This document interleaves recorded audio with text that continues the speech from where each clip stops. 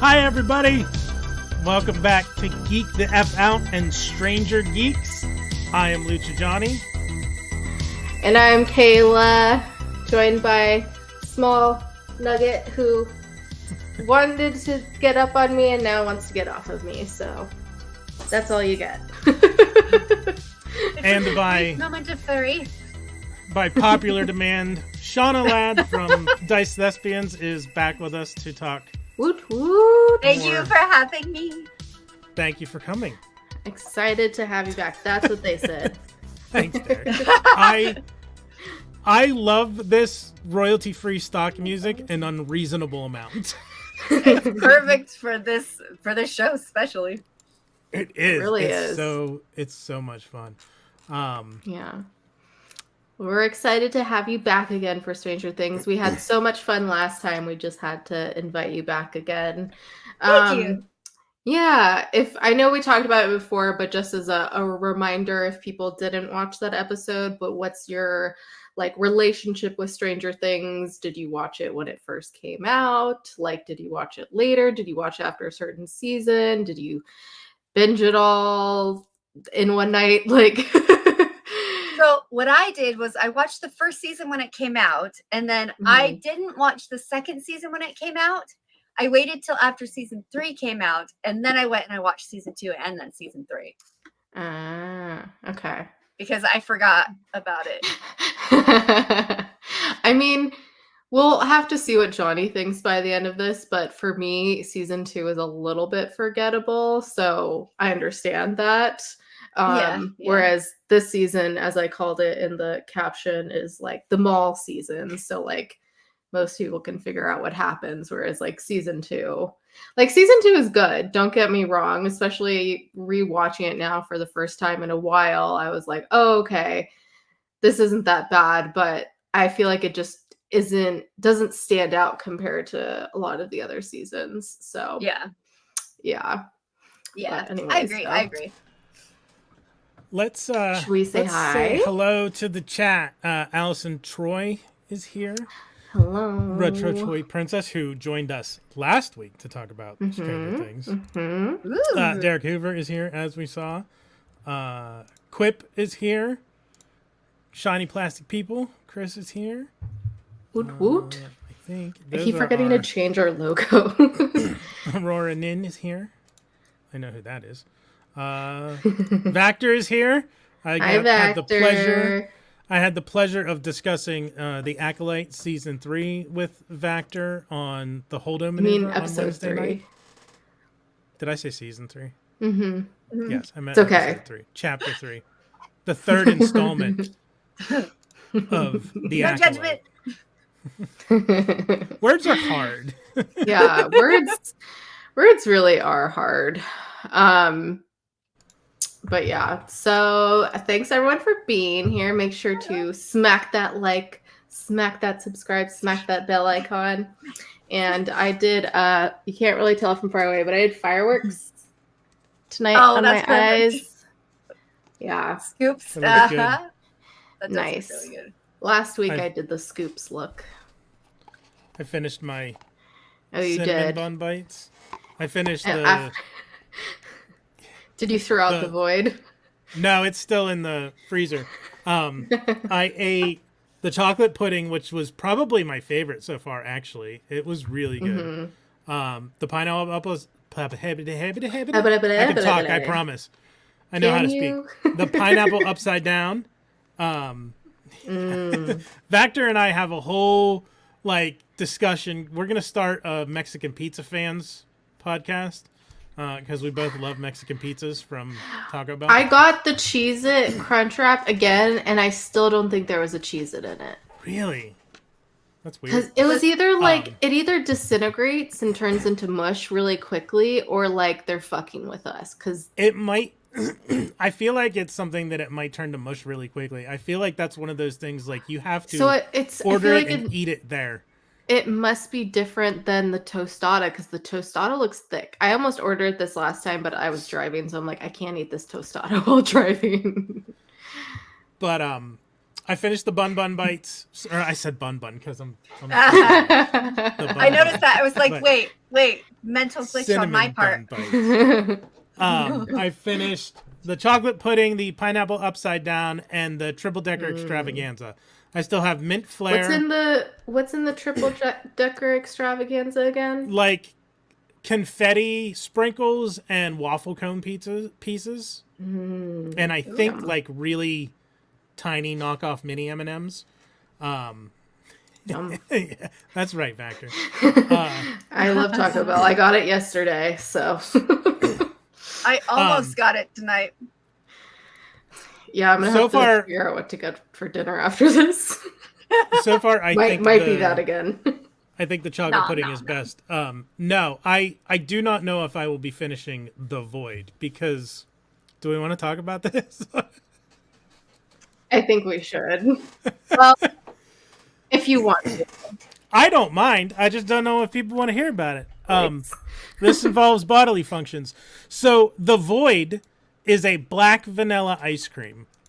And I saw people online saying that after they ate it, their poop turned green. Because black dye will do that. I literally had 2 spoonfuls of this stuff on, I think it was Thursday last week. It was Thursday last week. 5 days. 5 entire days. Green. Green poop for 5 days from 2 spoonfuls of this black ice cream. Here first, folks. Do not stare into the void. No. The void stares back. Definitely don't eat it. Oh, that's too good. Yeah, when Johnny texted me that, I was like, oh wow, we're really a pair. Between me and my eating so much sour candy that my tongue turns black for several days and then peels, and his poops being green for several days. Yeah. Yeah. So like I expected it because I bought my mom an ice cream cake from Dairy Queen for her birthday last year, and it was Steelers themed, and that had black icing on it. And after a couple of days, I figured out that's what it is. Black icing does that. It turns it green. I did not expect it for 5 days after 2 bites of this ice cream. Stuck around for a while, and we've lost 5 people. Oh my god! Okay, if you can't enjoy the poop talk with us, then you can't have us at our best. Exactly. They definitely won't get this. They won't get the dirty jokes either. Yes. All right, so let's get into it. Stranger Things, Season 3, Episode 7, The Bite.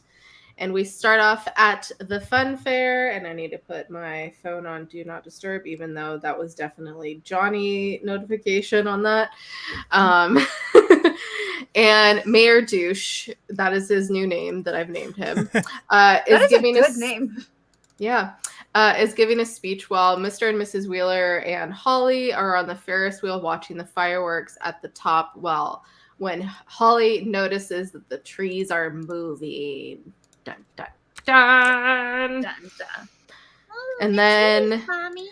Yeah, and of course, fucking Mrs. Wheeler is like, oh, don't look at the trees. There's the fireworks. And I'm like, bitch. God. She's maybe look, lady, look. Yeah, I feel like after these 2 episodes, like Mrs. Wheeler was like going down, LOL, not literally, at the beginning of the season, and then like she kind of redeemed herself, and then I feel like these last 2 episodes she's shitty once again. So Derek says, if you can't love me at my poop talk, you don't deserve. Tony, you don't deserve me at my sexiest of innuendos. Exactly. Yes, exactly. That. We need to put on a t-shirt. Yeah, Holly has seen some shit. That's for sure. And probably literal shit, too. Green shit. Was it green? Yeah, thank you. And then we go to Hopper's place where Elle tells them what she saw in the void with Billy. And Nancy hears something, and Will gets his willy tingles and they realize that Billy knows where she is from the void. Oh yeah, my willy tingles. I broke. It's like the Peter tingles for Spider-Man. His tingles are tingling. Willie's tingles are tingling. That It's just corn. sounds much naughtier than I know. Peter Spider. That's why I say his willy tingles. Yeah, pretty much. I don't know if Holly sucks. She's a child. She'll suck later. Oh yeah. Well, based on God damn it. Based on her siblings, she will definitely. And canceled. It has the juice. It has the juice. Not the baby. Not the gumdrop buttons. Sorry. Anyways. Dingo ate my baby. So yeah, so Billy knows. Excuse me. We're off to a rip-roaring start here. Yeah, we're doing great. So they know that they realize Billy knows where they are, and for some reason, they decide to go outside and they see the Mind Flayer running towards them. I'm like, why the fuck are you going outside? Like, y'all are fucking stupid. Yes, very. They consistently prove how dumb they are. And yet they're randomly so smart and so stupid. Yeah, exactly. It's funny I was so distracted I forgot to look at my notes. About the Mayor Douche. Dude, I wrote down, you're the mayor, not the president of the United States. Like, he is so full of himself. Maybe he's going with, like, he wants to be president someday. I think he does. I think he has a very highly inflated opinion of himself. I hope you're talking about corn. Oh no. I'm looking at the. Oh my god. And then we cut to the scene in the Russian tunnels where Dustin is driving his little red wagon, as I like to call it, after freeing Steve and Robin, who are still very high. And they take the elevator back up and realize the Russians have Steve's car keys, so they don't have a way to leave. And on their way out, they run into some Russians, so they have to run back inside. Which there's a lot of going out and in and out and in this episode. And next episode, too, especially with the mall. Yeah, that's very true. We're going to leave. We're going back. We're going to leave. We're going back. Yeah. Yeah. It was funny when I was rewatching episode 8 again for the first time, and probably since this aired, or at least since season 4, so like 2 years ago, because I think I rewatched it before. But yeah, I mean, we'll get there, but I was like, how are they going to go back to the mall when they're driving away from the mall? And then I was like, oh, okay, that makes sense. I was like trying to figure it out. I was like, they always find a way. Yeah, I might have to go get In-N-Out after that. Maybe that's my dinner. I wish I could figure it out. Maybe someday. That's what they said. There's a lot of funny instances, especially with Steve and Robin. I want to save those for lines and moments, though, if that's okay. Because they were great. So yeah, then back at Hopper's, they're gathering weapons and boarding up the house, which I was like, how do you have time for this? It was like 5 feet away from you 2 seconds ago, unless it was like a zoomed in shot and it actually wasn't that close to them. But like, it was that close and then it backed up. It said, maybe. Oh shit, sorry like, guys, I gotta give you some time to board your house up. Just let me know when you're done and then I'll attack you, okay? Cool. It's a very considerate mind flayer, you know. Yeah. I feel like I'm always just very aware of those things in movies where like the continuity with like either running or driving or like something's like moving and then it just doesn't quite line up with the next scene. Like I even just watched Lord of the Rings because it was in theaters again. And like in a few of the scenes, there's like a faraway shot where they're like about to like hit each other in battle, but like then they zoom in and suddenly they're like farther away than they should be from each other. And yeah. It gets my OCD right in the feels. It's like, it reminds me of like when there's a countdown and it's like 10 seconds, but that 10 seconds takes like 30 on screen. Yeah, I actually saw an instance of the opposite of that in The Boys. I was watching the new episodes of The Boys, and there was a scene where I'm not going to give any details. I watched all of Bridgerton yesterday, so The Boys. But they were like, the thing that happened on screen was like 5 seconds, and from start to finish, and the one character's like, "That's a new record, 33 seconds," and it's like, that was not 33 seconds. Yeah. Yeah, you kind of gotta suspend disbelief with this shit. But still, I'm just like, get it right. Anyways, so they fight off. Oh, sorry, go ahead. No, you're fine. You're fine. I just said I have as a filmmaker and an actor and a writer and all that shit, it that kind of thing just drives me absolutely crazy. There is nothing more frustrating than watching a show or a movie and them just forgetting their own rules or forgetting basic normal life rules that everybody has to live by. Because it's like, okay, if you want to throw people out of a story, you do that. You have the woman wake up with perfect hair and makeup all the time. You have every time. I fucking wish. I hate that so much. Right? For me, one of those things for me is, and I understand why they have to do this, but like scenes where people are in bed and the woman's always got the covers like up over across her collar, like they were just intimate, and she's like, "Oh, my modesty." Yeah, like, bitch, you were just having a good time. Fuck up. Yeah, like I understand why they have to do that, but it does take me out because I'm like, that doesn't happen. No. That's what reminds me of. I've been seeing memes lately of like when you go to you're fine.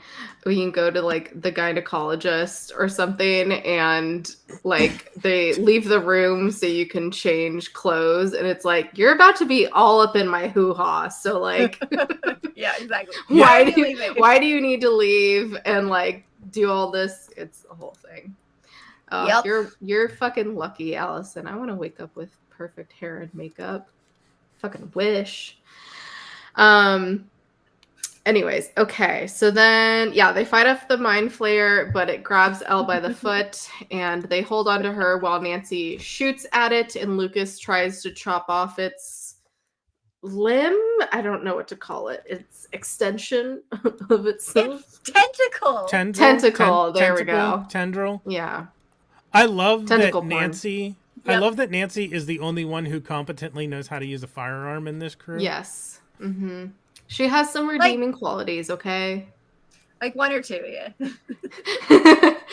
Just one or two. No more than that. No more than that. No more than that.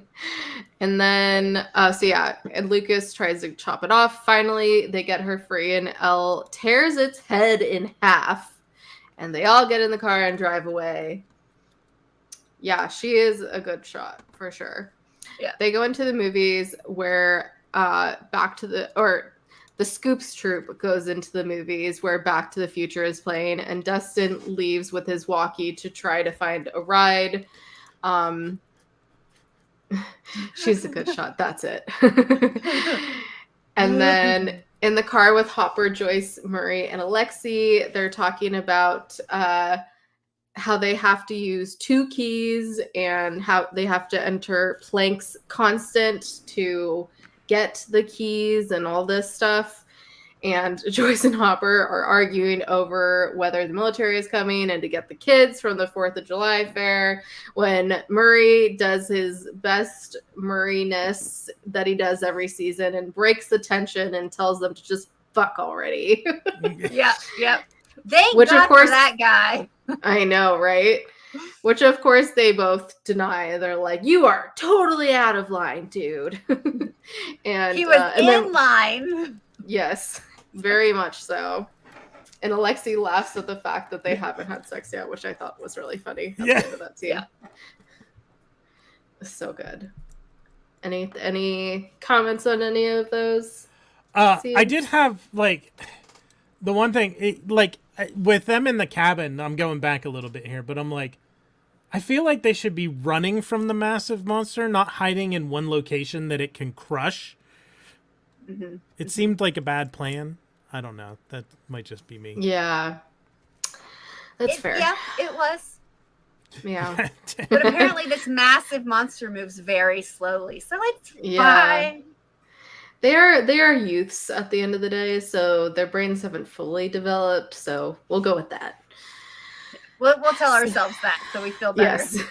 Yes. Yes, this is definitely a negative against Murray. But other than that, he's not wrong. No. Especially my favorite part about him is his I hate kids. I hate children. Oh, don't worry, I wrote that down just for Johnny. Fuck these kids. Fuck these kids.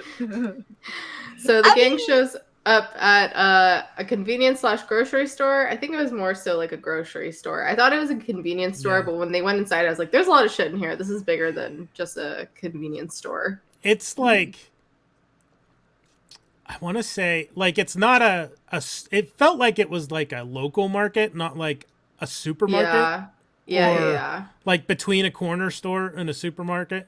Yeah. Which were more common back in the 80s, and you can still, it's like a local Dollar General. Like if you go into a Dollar General, it's like the chain version of that. I do want to talk about, in this store, my God, the cereal. Oh yeah. There was 2 different boxes of Ghostbuster cereal. Mr. T, I pity the fool who don't eat my cereal. I saw the Mr. T. Yeah. There was Rainbow Bright cereal. There was Donkey Kong cereal. There was Pac-Man cereal. There was a G.I. Joe cereal. Wow. And there was... You really saw all the cereals. I paused and backed up and paused again. I wanted to get them all. Damn. There was one that threw me off. There was one that was just... And I don't know if it was supposed to be like a generic brand. It was just Cocoa Rice. Like, was there not Cocoa Krispies yet? And it was just Cocoa Rice or no Cocoa Pebbles? The other thing I was thinking, that this made me start thinking, because I saw the Donkey Kong cereal. I don't remember Donkey Kong cereal. I remember the Nintendo cereal system, which like half of it was Super Mario Brothers cereal and half of it was Legend of Zelda cereal. I also remember, it also made me think, Masters of the Universe never had a cereal in the 80s that I can recall, which surprises the shit out of me. I would think that it would have. Like, everything had a cereal that lasted for ages back then. Mr. T had a goddamn cereal. Yeah, if Mr. T has a cereal, why can't Motu have a cereal? Mr. T cereal was pretty good, too. I liked Mr. T cereal. That's funny. Well, that's good. Never mind. I'll look it up. I was going to ask what it looked like, because my mind's picturing like little Mr. T shaped like cereal. It was just teas. It was teas. It was kind of basically Captain Crunch, but in the shape of teas. But if I'm remembering correctly. They didn't have the mohawk though? Because that's important. That I recall. Was he on the box? I can't remember now. He was. It was an animated version of him. Yeah, that's what I thought. It wasn't. Yeah.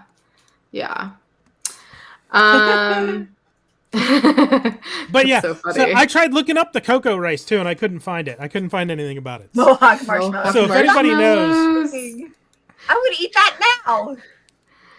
Yeah. I love cereal. I miss cereal.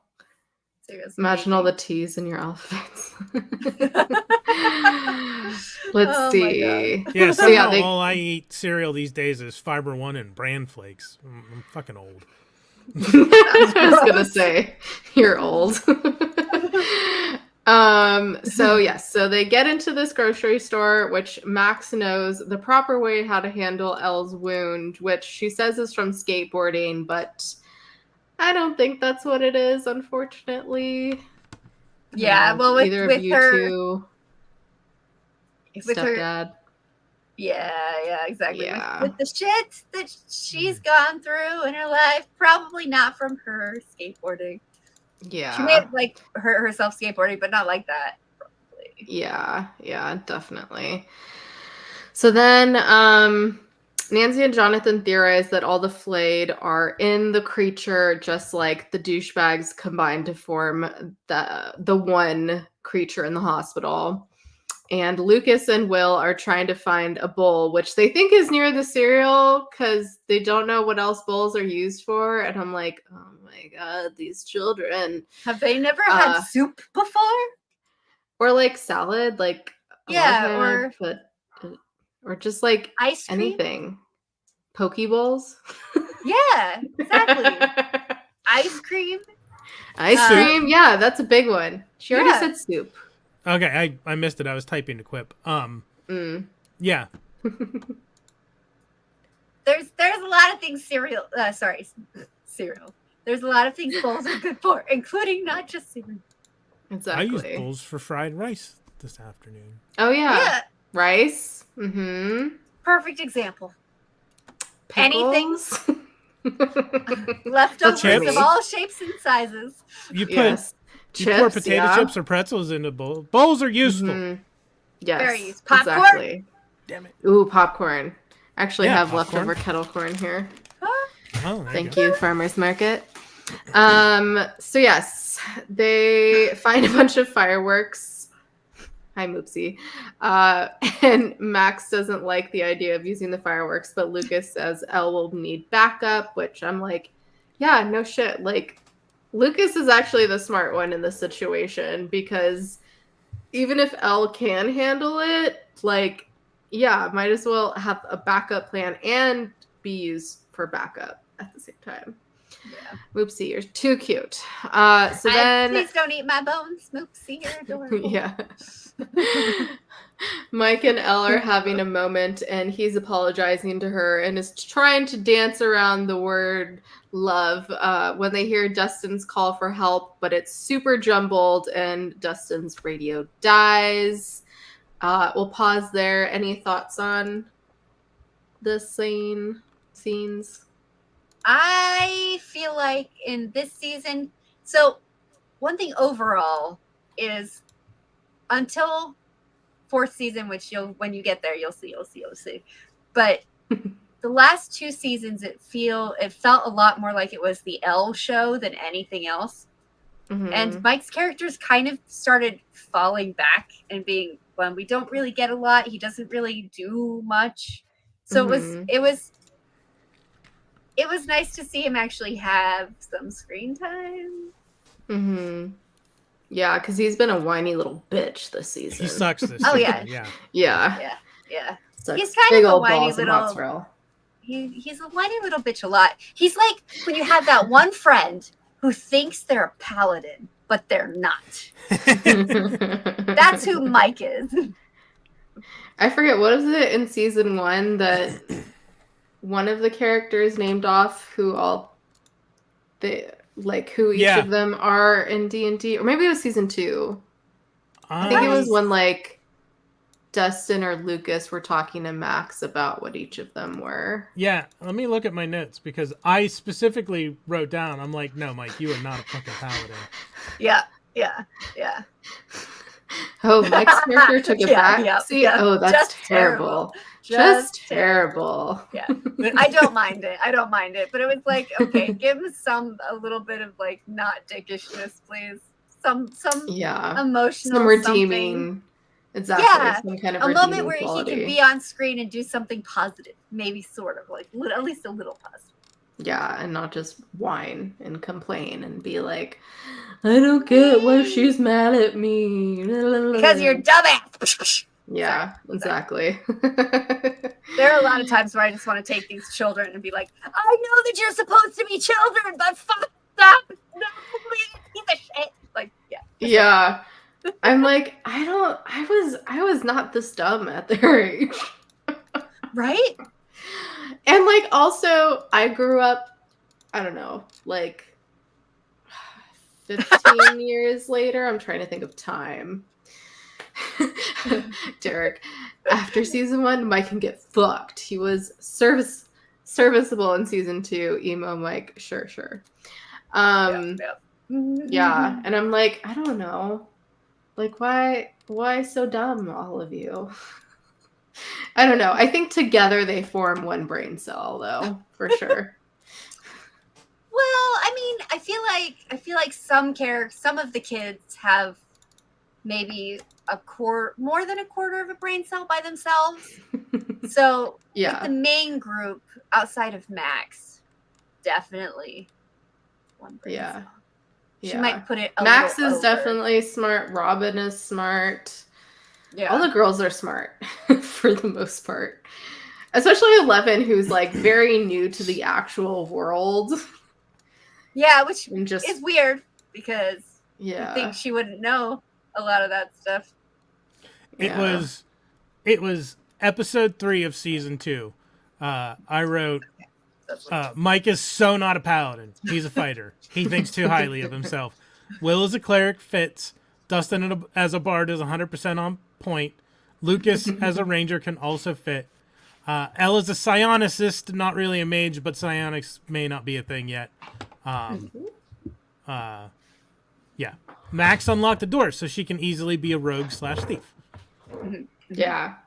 Max has skills, and she was the one who knew how to, fix Elle's wound. Jonathan definitely has some smarts too. Like he knew with like cutting open Elle, and he knew to set the knife on fire first to sanitize it. Yes. So he has some. Did you guys? Sorry. Did you see the one comment by Quip? Definitely not a full blown paladin anymore. He's taken multiple levels in the bitch class. So good. So good. Max is a speedster. Yeah. Yeah, she said she was a zoomer. I'm like, She's like, I don't know what that is. No. Quip has a point. I don't know. I don't think I was that dumb. I mean, like I thought I was definitely dumb. I was definitely dumb in some ways, but not in some of these ways that these kids are making. I think just because I was like so logical and practical, and like I was both book smart and street smart, that I don't know. I like also just only child having to grow up very quickly. I don't know. I don't like when I look back at stuff, like any of the dumb stuff I did weren't like this dumb shit that they're doing. Like, I don't know if like, I can't think of a scenario that's happened, but like if something that's accurate, Derek. Like if there was a creature coming at me and I had to choose one direction or the other, like I would not choose the same direction. I don't know. I can't think of an example. But anyways, back to the show. Yeah. Let's see. So Dustin runs back to his seat and realizes Steve and Robin are gone. And they are drinking water at the water fountain outside, discussing how the mom was trying to bang her son in the movie in Back to the Future. For being high, Robin still understood the movie though. So once again, she's smart. Because like if I was high, I would not have understood that. That is for sure.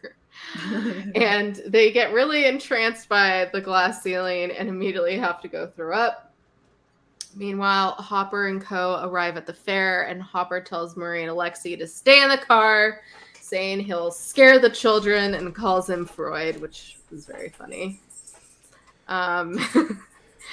And the mayor sees Hopper and runs to his car to call the Russians, which he has a car phone, which I was like, old tech alert. I used to use my parents' car phone when I was a young hooligan. And then Elle is blindfolded in front of the Eggos in the frozen aisle, using the white noise of the freezers to help her go into the void. Meanwhile, Lucas and Mike argue about Coke. And I was like, did they change it in 1985 or something? Yes, they did, for only a couple months. And they changed it back July 11th, which lines up because this is 4th of July. So it still would have been around. There's a big conspiracy that they did it on purpose, but who knows? I don't really remember New Coke. There's a conspiracy that Coke did it to increase sales. Like I don't think this actually happened. I'm sorry. But there's a conspiracy theory that Coke did it on purpose, like so that people would try New Coke and miss Old Coke, and when they reintroduce Old Coke, more people would buy it again. I mean, that's definitely a marketing strategy. Yeah, this member berries. This scene definitely was like, is this felt a little shoehorned in. Yeah. It was a product placement for sure.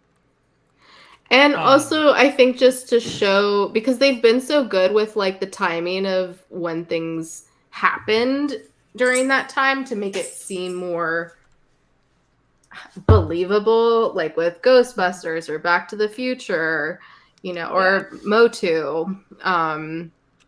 Like I get that, but yeah, this kind of seemed dumb. Anyways, so then let's wait till if they ever do. Is the next season the last season? Like if they ever got to the 90s, they'd for sure do Crystal Pepsi. Jump forward, I think everyone's thinking 1989. Too soon for Crystal Pepsi. So Eleven finds Dustin at the movies and they head out, which pan to Eleven's blood on the ground squirming around, which was gross, but expected no less. Yeah. Meanwhile, that was interesting. I'm like, oh, is she infected? Yeah. Meanwhile, in the bathroom, Robin and Steve have a heart-to-heart. Steve admits he's no longer in love with Nancy. He's in love with someone new, which Robin realizes it's her and kind of like goes through this roundabout way of saying how she had a crush on Tammy. She wasn't really obsessed with him, but, she just couldn't stop staring at him at school and she wanted Tammy to look at her in that way. And so, comes out to Steve and Steve is like, well, Tammy's good looking, but she's a dud. Which I love that scene so much. And Robin then defends her after, which was funny. Because she was like, I don't think you'd even want to be friends with me. And it's like, yeah, why? Yeah. Which was a thing back then, like in the 80s especially. It wasn't, unfortunately. It was like, I didn't even, I was a little sheltered because I went to Catholic school and whatnot, but sexualities besides heterosexual, I didn't even realize existed until probably high school. Just because it wasn't a thing that I had been exposed to. Yeah. I don't think I would have known if we didn't learn about it in family life in 5th grade, which is basically Catholic school sex ed. And it actually, mentioned gay people in there, which I'm very shocked, but also it's California, so. Yeah, mine definitely did not, but mine also would have been early 90s in a Catholic school. They definitely were not telling us about that. Aside to say, that it was a sin. Yeah. That's what I learned all growing up from being Mormon. But when you're prepubescent and they're telling you that a man laying with a man or a woman laying with a woman is a sin, you don't understand what that means truly at that age. Yeah. Unless you're that age nowadays where you have it all over the internet and you can just look it up. And then you're like, oh, that's what it is. Oh, dude. I sometimes think if I'd have grown up with the internet, I said to my mom the other day, I'm like, thank God I didn't grow up in the age of social media. Like, yeah. For real. It's crazy out there. Anyway. I don't know. There's like some good to it. Any thoughts on those last few scenes? Were you surprised at that? Yes. At Robin coming out? Yeah, I was. I didn't expect it. Yeah. I don't think anyone really expected it. I mean, my gaydar was like a little bit up, but like I wasn't sure if raised like, the her hand. show. Shauna, did you expect it, Shauna? I kind of did, just because so I had this feeling when I first watched this episode that they weren't going to allow Steve to actually move on from Nancy, because they got to have a good love triangle in here somewhere, and it felt like that. And so I was hopeful. I was like, oh, she's really cool, maybe. And then I didn't mind that she came out, and I really loved his reaction to it. But I was like, I knew it. As soon as that happened, I was like, yep, I know what's happening. I know what's going to happen. Okay. Yeah. I remember when I first watched it and seeing her face went, excuse me, why are you scratching my leg, sir? And seeing her face in reaction to what Steve was saying. And I was like, ooh, yeah, she gay. But before that, I don't think I got too much of an inkling. I'm with Quip. I expected them to end up together by the end of the season. I hoped, but I didn't really expect it, because they didn't have her doing anything flirty, really, not to him. Yeah, she's just always calling him dingus. Yeah, exactly. Which I mean, that could be considered flirting in some places, I suppose. But the way they had her do it, it didn't feel that way to me. I do think because she did also say, the way she phrased it, I think maybe she thought she was a lesbian before, but now she's thinking she might be bisexual, because she was like, I like you more than I ever expected to. It shocked me to my core. That phrasing makes me think that it made her question her sexuality, what she was feeling towards Steve. I think maybe, but also just because he was such a douchebag. I took it more that way. Yeah, but shock you to your core? Maybe I'm reading too much into that line. Well, she's very, like, witty and not sarcastic isn't the right word, but I called it in the early scenes. I was like, she's fam. I mean, I knew she was at least an ally for sure early on. Oh yeah. I love Derek's comment. My idiot stepmom always said, God made Adam and Eve, not Adam and Steve, which the irony of Steve, get fucked. She's a peach.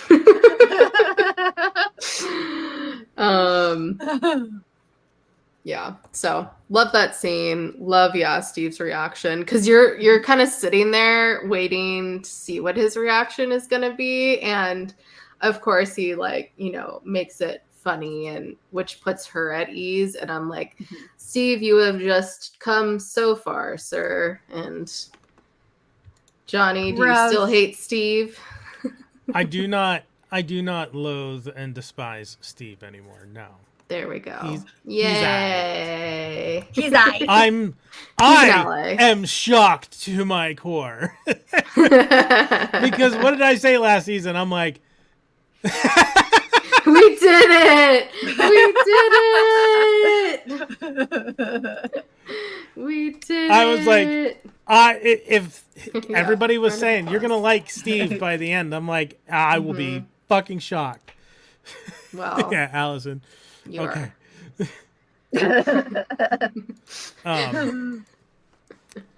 Yeah, I mean, you knew you would get there. I was, and some of it in season 2 was me like, calling the Blue Angels for a flyover. Mission accomplished. Woo! Yeah.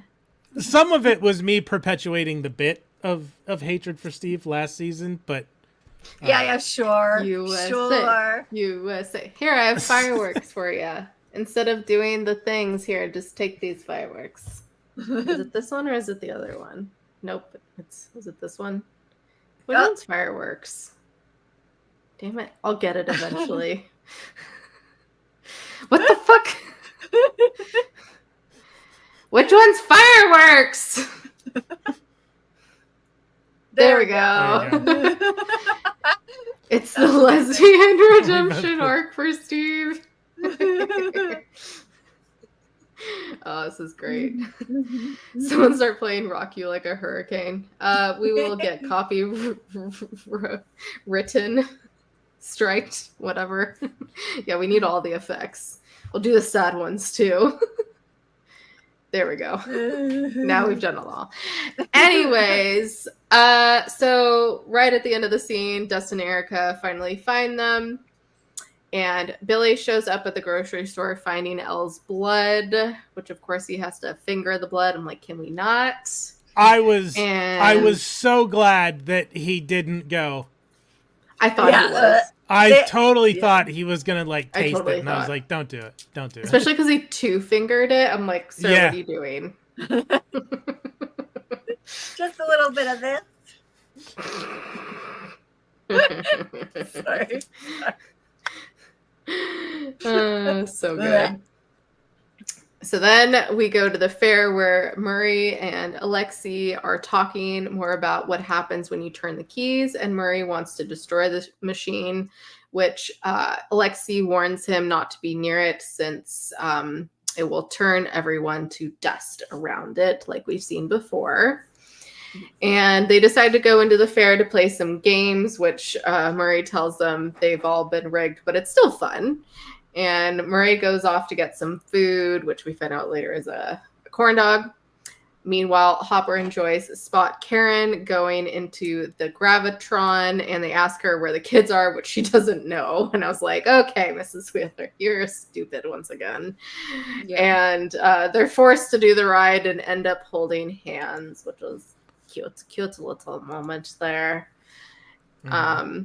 Any thoughts on those scenes? Nope. Not for me. Well, yeah, I did say, "Oh, Murray made a friend." Yeah. Murray came around and started to consider Alexi like a friend and being nice to him. Like it's the enemies to lovers trope. Yeah. Works every time. Yeah, exactly. Then back at the movies, the movie is over and they walk out into the mall trying to blend in when they get spotted by the Russians. Yes. I just want to say, Johnny. Yes. On the thing that shows the movies and the times, fucking Return to Oz. Yeah. Do you know you don't know Return to Oz, do you? It's fucking wild. It's a sequel to the Wizard of Oz. It's dark and disturbing and great. It has an amazing pseudo villain. She's not the main villain. She's just the side villain. And I wanted to know more. And I was like, why? She should be the main villain. Sorry, complete sidetrack. But she steals people's faces and their heads. It's great. What Quip is right here. Talk about childhood trauma. Return to Oz is that. Return to Oz is childhood trauma. All right. Amazing childhood trauma. I'll have to add that to my list. Watch-along would be fun. Could do that. So then let's see. Where are we? Alexi wins the big prize playing darts, the Darts and Bloom game. And as he's walking back with his pecker to Murray. I was getting all sad thinking about it. I had to. You're not wrong. Nope. the Terminator comes up to him and shoots him with the silencer, calling him a traitor. And I was like, how does no one notice he's carrying a fucking gun around? Like, come on. I know it's the 80s, but come on, people. Well, and also, how did nobody hear that? Because silencers don't make things silent. No, they don't. I guess because of all the noises of the carnival. Maybe the rides and the games and... Yeah. I think the fireworks were over. I don't think there were still fireworks. Yeah, I think they were. So Murray has Alexei sit down while he finds Hopper and Joyce, while the Russians are now chasing them, and they split up, tells Joyce to go start the car while Jim runs into the fun house trying to draw them away. Joyce and Murray go back to Alexei, who has sadly died. Moment of silence for Alexei. Small poop. Sorry.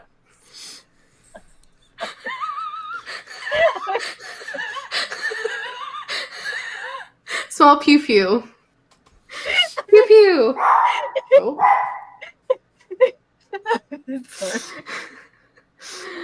Hashtag justice for Alexei. Justice for Alexei. Oh wait, you're gonna have to add that. Yeah, you're gonna have to add that to our list of hashtags, Johnny. Quite pew pew, such small. It just sounded like a caramel corn queef. Say that 10 times fast. Caramel corn queef. Caramel corn queef. Caramel corn. Yep, I'm fucked. Hashtag justice for Alexei. Justice for Barb. I never forget. Justice never for forget Muse. Barb. Oh yeah, No. definitely for Justice Muse. for Bob.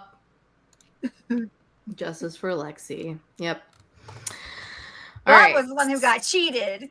At least everyone else got a little bit of a, send off. Yeah. Sorry. Yeah. Anyway. True. Meanwhile, Hopper is kicking Russian's ass in the funhouse, and Joyce and Murray are leaving the fair when they spot Mayor Douche, and she punches him and then kicks him in the balls, which was just so good. Satisfying. So satisfying. Then we have the Terminator versus Hopper in the House of Mirrors, and Hopper shoots him, but unfortunately he has a bulletproof vest on, which I'm like... Should have shot him in the fucking head. Double tap. Why do they always do that? Should have shot him in the head. I don't know. I mean, if we haven't learned from Infinity War, just gotta go for the head. Okay? Yeah. Yep. Gotta go for the head. Head is always where it's at. Mm-hmm. Headshot. Can't wear a bulletproof vest on your head. Mm-hmm. Nope.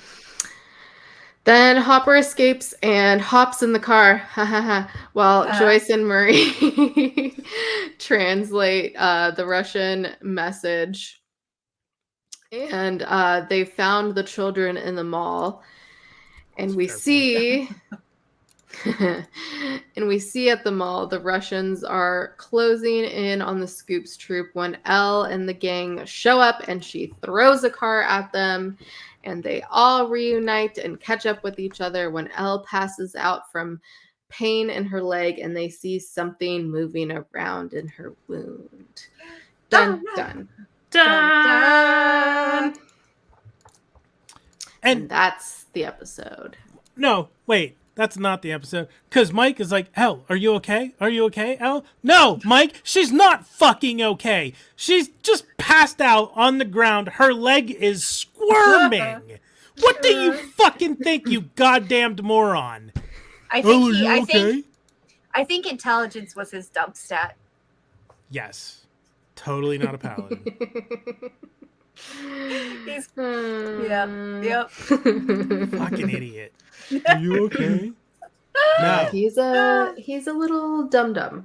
Yeah, she's fine. She just needs to walk it off. Yeah. Oh, speaking of, this is for next episode, but I have a comment to make about something really small in the next episode. Okay. Do you want me to? Oh wait. Yeah. Okay. For next episode. Thoughts on this episode, Johnny?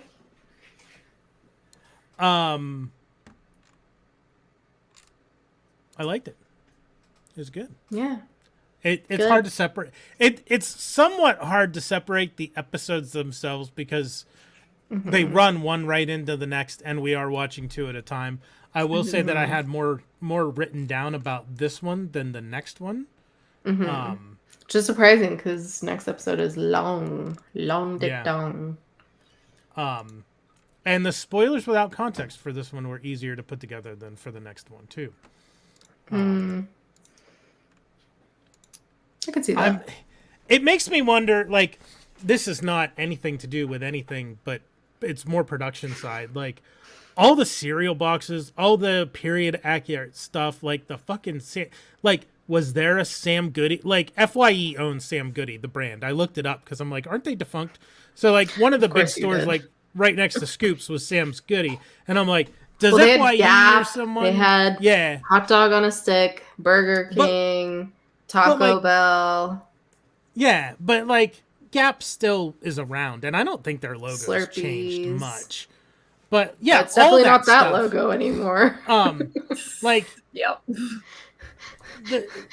All those cereal boxes, too, like... Such a good song. Fun fact about that song, I used to run karaoke, and That's the song I always sing. In all my years of karaoke, never did a dude sing that song. Always women. Always amazing. Ladies. Probably because it's a little awkward if guys sing it. They're Might be. But they loved it. Every woman who got up on stage to sing Baby Got Back was so into it. That's literally and did a great job. Only song I will do for karaoke because I cannot sing. Every time. And I don't think a show went by where there was not a lady who got on stage and sang Baby Got Back. And I ran karaoke like 3 nights a week. Why is my video lagging? 3 nights a week for Seems fine now. 2 or 3 years. Like, that's a lot of karaoke. Yeah. Thank you, Chris. All right. But I wonder about, like, did FYE have a Sam Goody, like, neon sign in storage somewhere that they lent to the production? Or, like, did they have to make one? Did they have to make... I'm sure they had to print all those cereal boxes for... Yeah. Well, I mean, their budget definitely went up each year as it got bigger and bigger. That's what they said. Yeah. But yeah. Okay. Any other final thoughts before we move on to the finale? No, let's do it to it. Okay. Stranger Things, Season 3, Episode 8, The Battle of Starcourt. It's funny that it's of Starcourt, not at Starcourt, first of all. That was my first thought. Yeah, I did notice that. Oh yeah, I he did is notice Sir that as well Mix-a-Lot. with the naming. Yeah. So we start off with Hopper, Joyce, and Marie are driving. Joyce is like, it's definitely their kids, which, yeah, no shit. I just saw Allison's comment. Meanwhile, back at the mall, Jonathan cuts open Elle's leg and tries to get out the flare worm, but fails. So Eleven ends up using her powers to get it out, and it flings across the floor right in front of Hopper, Joyce, and Murray, who show up. And I was like, that's a way to start an episode. Yeah, that was great thinking by Jonathan. I was really impressed with that. Right? Yeah, once again, parts of the brain cell are there. Parts are there. And the whole gang is back together. Yes.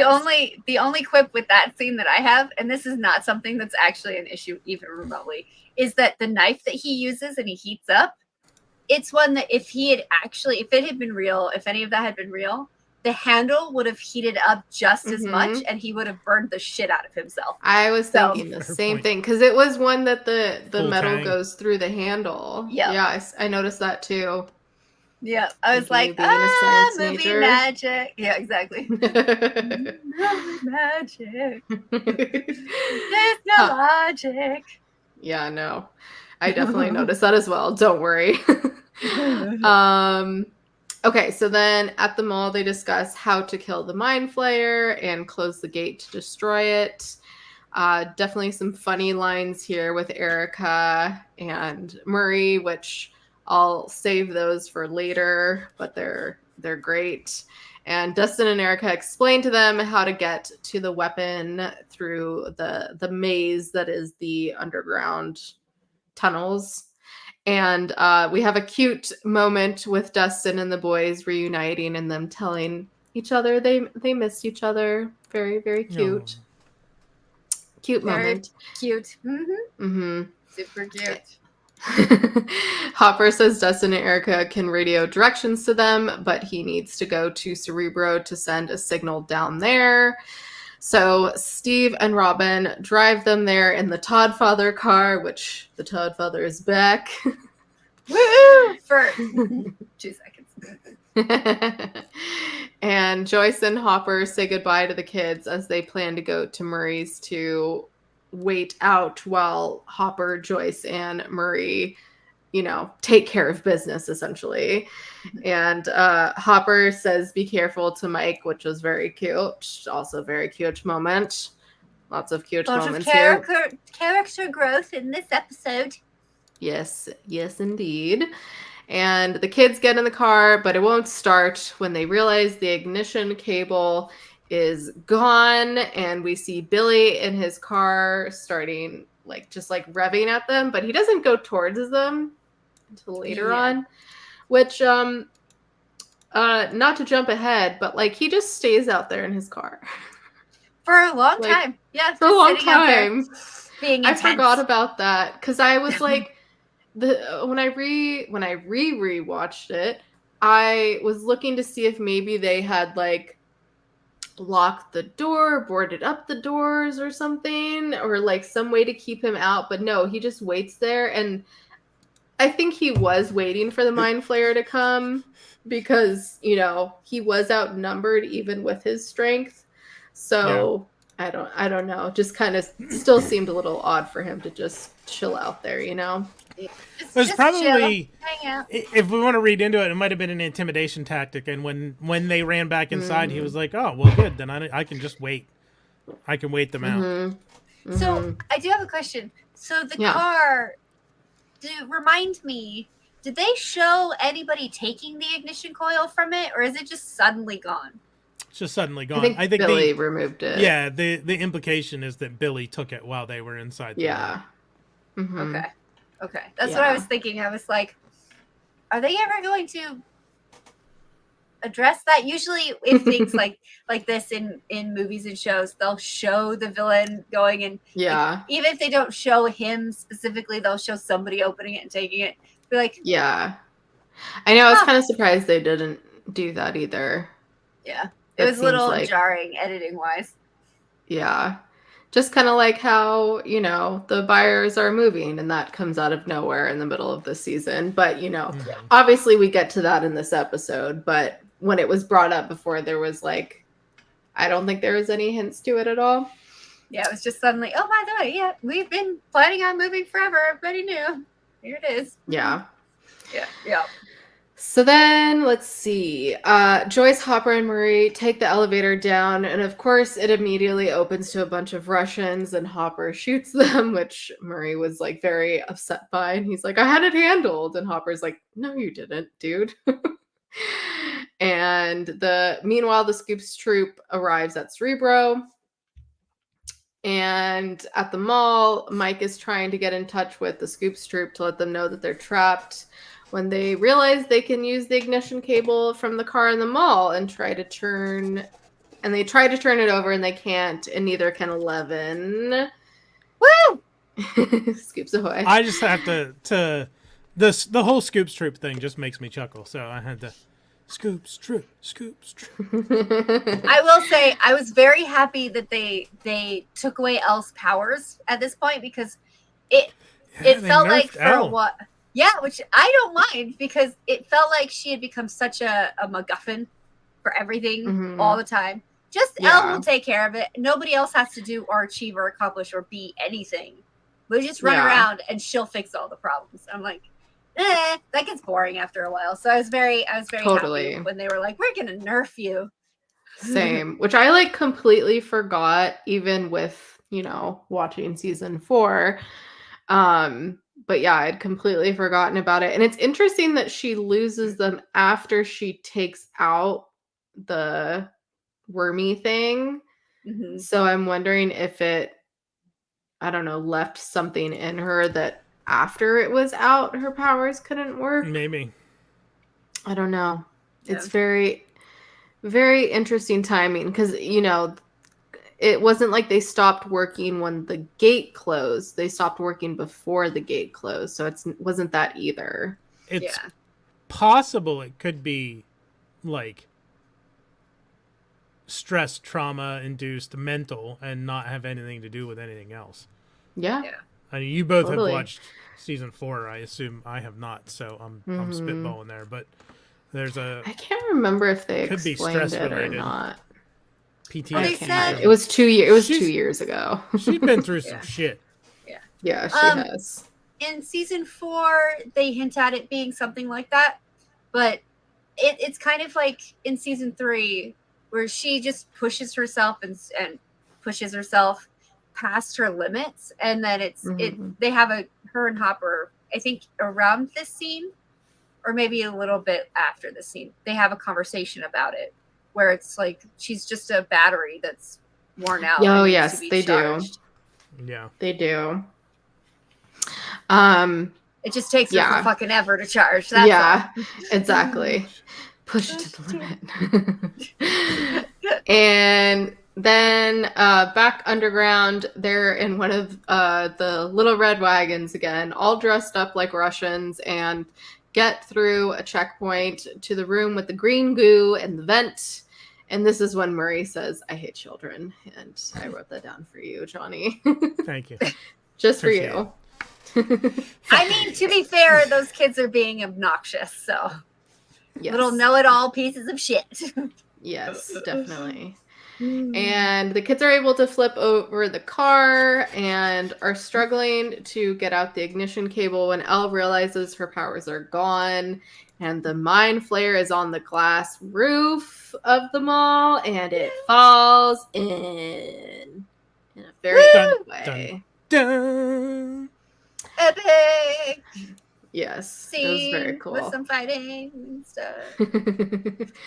And the Terminator and Co. arrive at the underground tunnels, and Joyce and Hopper have a moment saying they make a pretty good team, and she asks if she would get the detective job when he mentions how she's still going to move away, which is when they talk about this again, finally.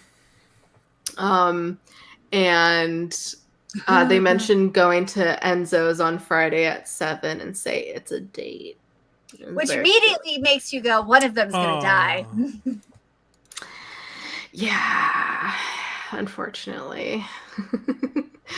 Then Dustin and Erica are directing Murray when Steve notices the lights going crazy at the mall, and they hear mind flare noises on the radio. And Dustin calls them the Griswold family, which I thought was hilarious. Yep. So good.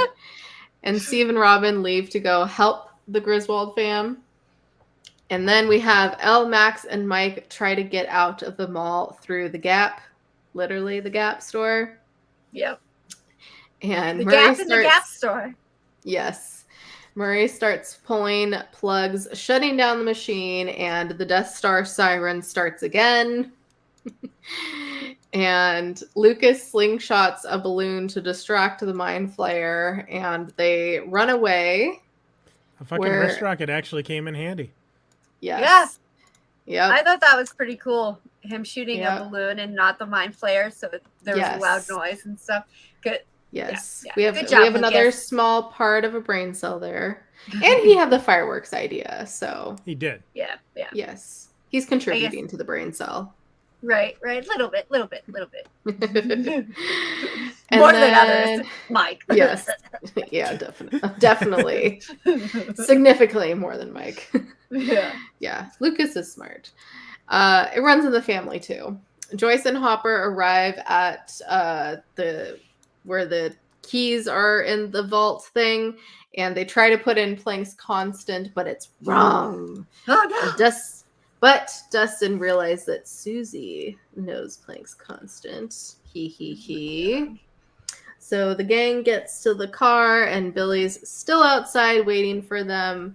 When he drives towards them, finally, he decides to not just sit there with Nancy shooting at him. When Steve comes in out of bumfuck nowhere and knocks Billy's car away. And, wow, it's almost like he has hero timing. Yeah. Really. Or he could have been like sitting waiting too, just like Billy. Yeah, he's like, I'm gonna just sit here and wait until something happens and I can have my dramatic entrance. Yes, exactly. I get it.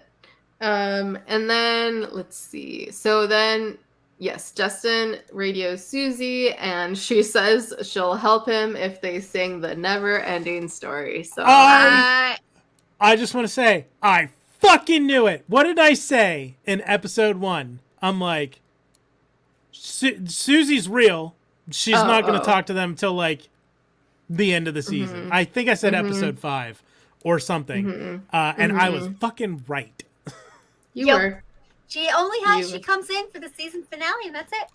And I also said, okay, I'm sorry. I also said in my notes that the radio was going to be important all season, wasn't it? And it pretty much was. Oh yeah, like the radio was a big deal this season. I'm gonna piss some people off, and I'm sorry, but I fucking hate that. I hated that whole scene. If they had just had the song for a brief moment, he sang a couple of stanzas, and then went, I'm sorry, I really have to save the world. Like, this is really important. My friends are in danger. Everybody I know and care about is in danger, and I don't know if they're alive or dead right now. Please, can I get this code? It's really important. I'll sing you the whole song later, and I'll sing it to you 3 times. I don't care. Whatever you want. But I know. The whole fucking song in the middle, like they even cut to the other people, and they're sitting there being chased, and it's like you see the monster outside the back window, and everyone's just like, right? Oh, what's happening? Like, you're being chased. You're being chased. And that little fucking Susie. Sorry. She's adorable, by the way. This little girl is adorable. Oh yeah, she's adorable. But you don't give me what I want. I don't care. I'm just gonna go do my own thing. Goodbye. Like, don't learn that behavior.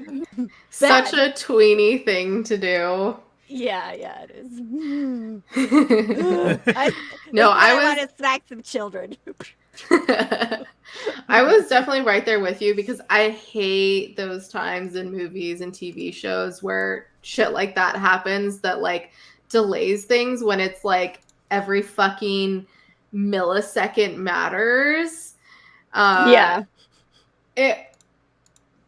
It's one of those things where I was definitely frustrated, but like as they're singing it and like I don't know, like it's a cute moment, but I felt like maybe something like this should have happened earlier in the season and not like in like the most important moment of the show. Yeah.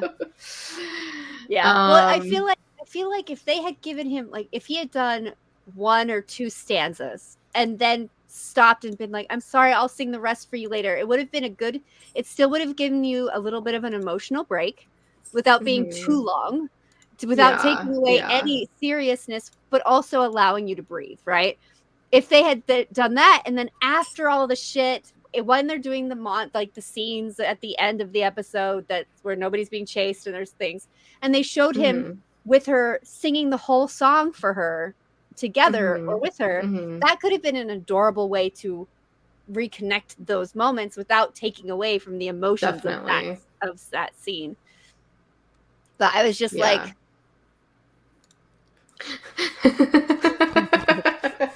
okay, good to know, Allison. So don't call you, essentially. Yeah, exactly. I'm in agreement. I'm in agreement with Seanna. I think I thought it was cute. I liked it. I think it went on too long. Yeah. I was also confused at first because I didn't recognize it as the song from Neverending Story. I was like, wait, is this Record of Lotus War? Is this Sailor Moon? What is this? Like, I didn't think it was Neverending Story. And then, of course, they sing the Neverending Story. And I was like, oh. Mm-hmm. Yeah. Which I've never seen that movie, so that's it was You never seen Neverending Story? No. They're talking about remaking it. This might be a hot take, but as a kid watching the Neverending Story, I feel like I remember it being pretty boring. Actually. Ooh. It's pretty dark. It's not so much fighting and stuff. There's a lot of philosophical elements to it, and then I was reading trauma. the Wikipedia because this is one of the things I try to figure out. Because sometimes these, like Quip and Derek said with this, sometimes things that were not as popular at the time get overblown in stuff that looks back. And I'm like, I don't know if the Neverending Story was that popular back then. But this is pretty much all I know from the movie is that there's horse trauma. Yeah. Oh, yes. Yeah. I guess it did really well in Germany, apparently. Like, that doesn't surprise me at all. They love that dark shit. It did pretty literally disappointing in the United States. Don't you dare say that name, Quip. Don't you dare.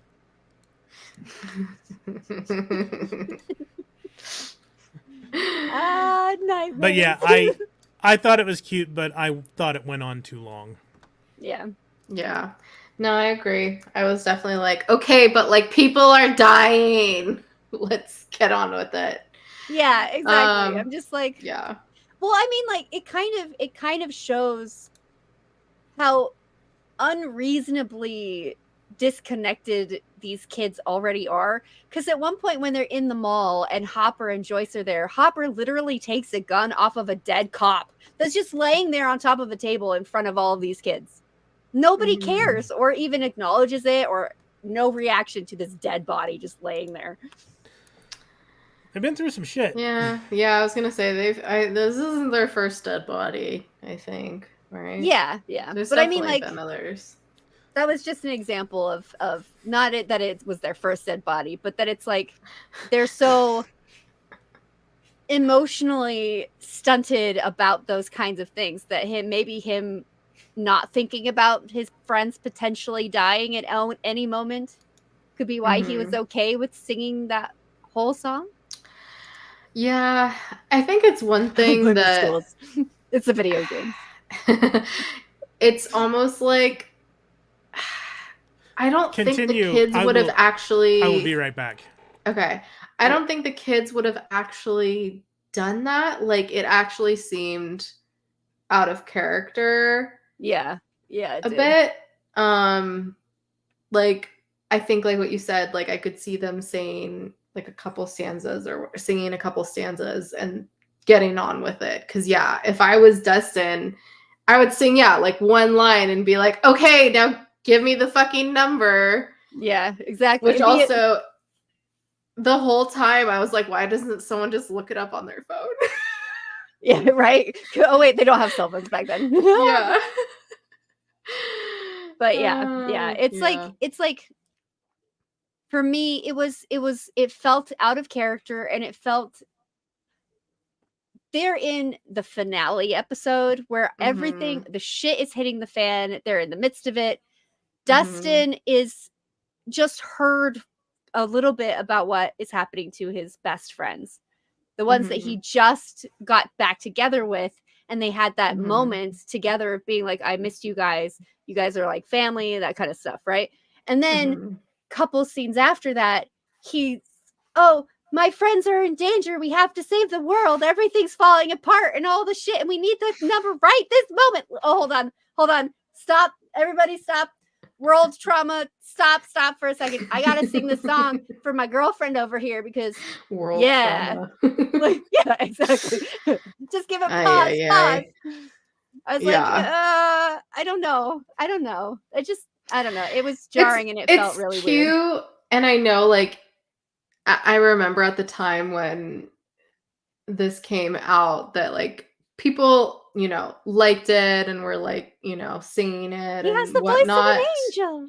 I heard that a lot. But at the same time, like I was saying before, I felt like it would have been better, like maybe earlier on in the season and in not such a dire circumstance.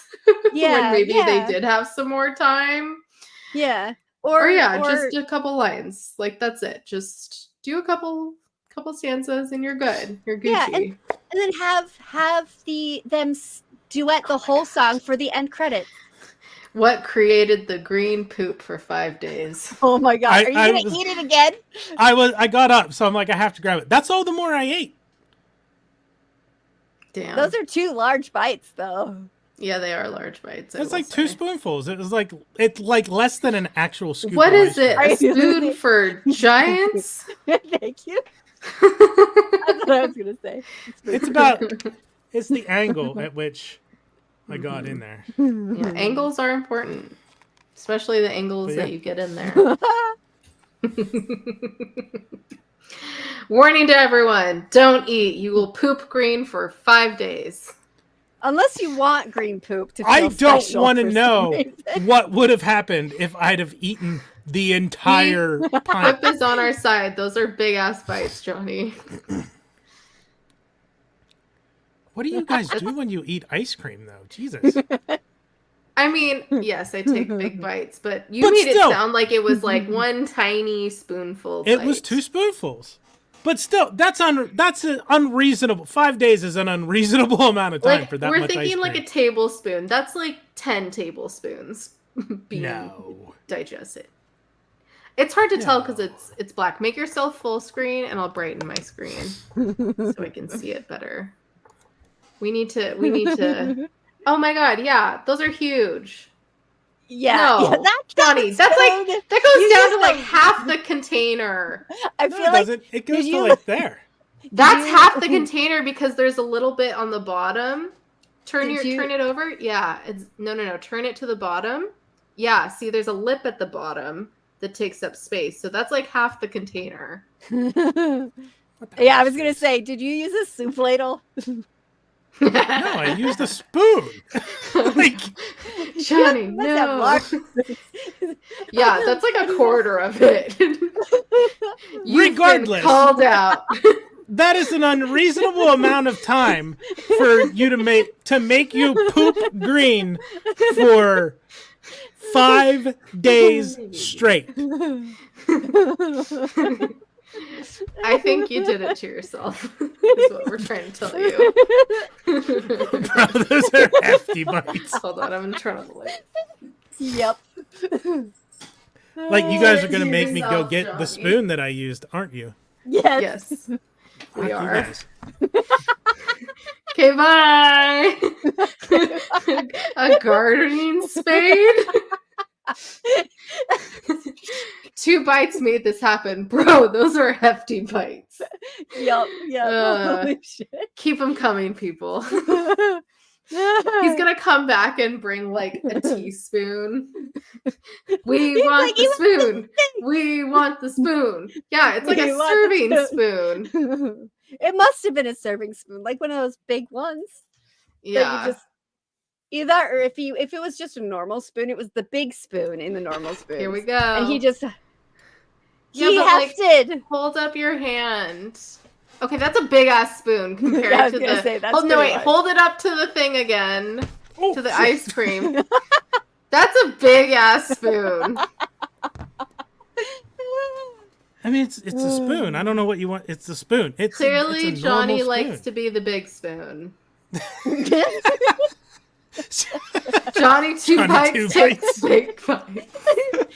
Recreate the bite. This is the equivalent of OJ trying to put on the gloves during the drill. If it fits me, what's to quit? That's not a serving spoon. A serving spoon's like this fucking big. I mean, it can be. Show us how you scooped it. I went like this, literally. Like, that's it. Okay. And he got a quarter of the... Okay. Get a bucket and a mop. That's some big-ass spoonfuls. Oh, so good. So good. Oh, baby. Can I help you? He's like, why are you not paying attention to me? God damn it, the void's on my desk. Derek says bullshit. That is the spoon you put on the corn when doling out servings. Yeah, like it's corn. Spoon. Poor Johnny. Now there's ice cream on my desk. Hang on. Oh, poor baby. Do you need a song? Little bunny, you're so pretty and cute, and you're precious to me. If anyone wants to know where that's from, it's from Game of Thrones Bad Lip Reading. Go watch it. You're welcome. Oh, yeah. I haven't seen that for a long time. Go watch it. Those things are so funny. I wish they made more. I do love the NFL ones, but they definitely needed more Game of Thrones ones. Small child, what are you doing? New nickname, Lunchbox Johnny. Oh, there's ice cream on your desk? Just grab your snow shovel and gobble it. Oh my god. Oh, these are great. That's amazing. Wolfing down bites and 4 bites. Yeah, really. Nom Johnny. That's amazing. It's okay. This is all out of love. Here, we can do the love one now. Well, mine L for love. Oh, for love. Wait. I grew up with that big loser. It's from Dodgeball when he says L for love. Oh, I haven't seen that movie in years. That was like my favorite movie for a long time. I'm a big man and I take big bites. I'm a big boy. I'm a big boy now. Welcome back. Welcome back. Did you hear everyone's comments? It's stained my desk. Oh my god. Yeah, maybe you shouldn't ingest it. Hey, listen. Okay. His address is blah blah blah blah blah blah blah. Someone Amazon him some spoons. I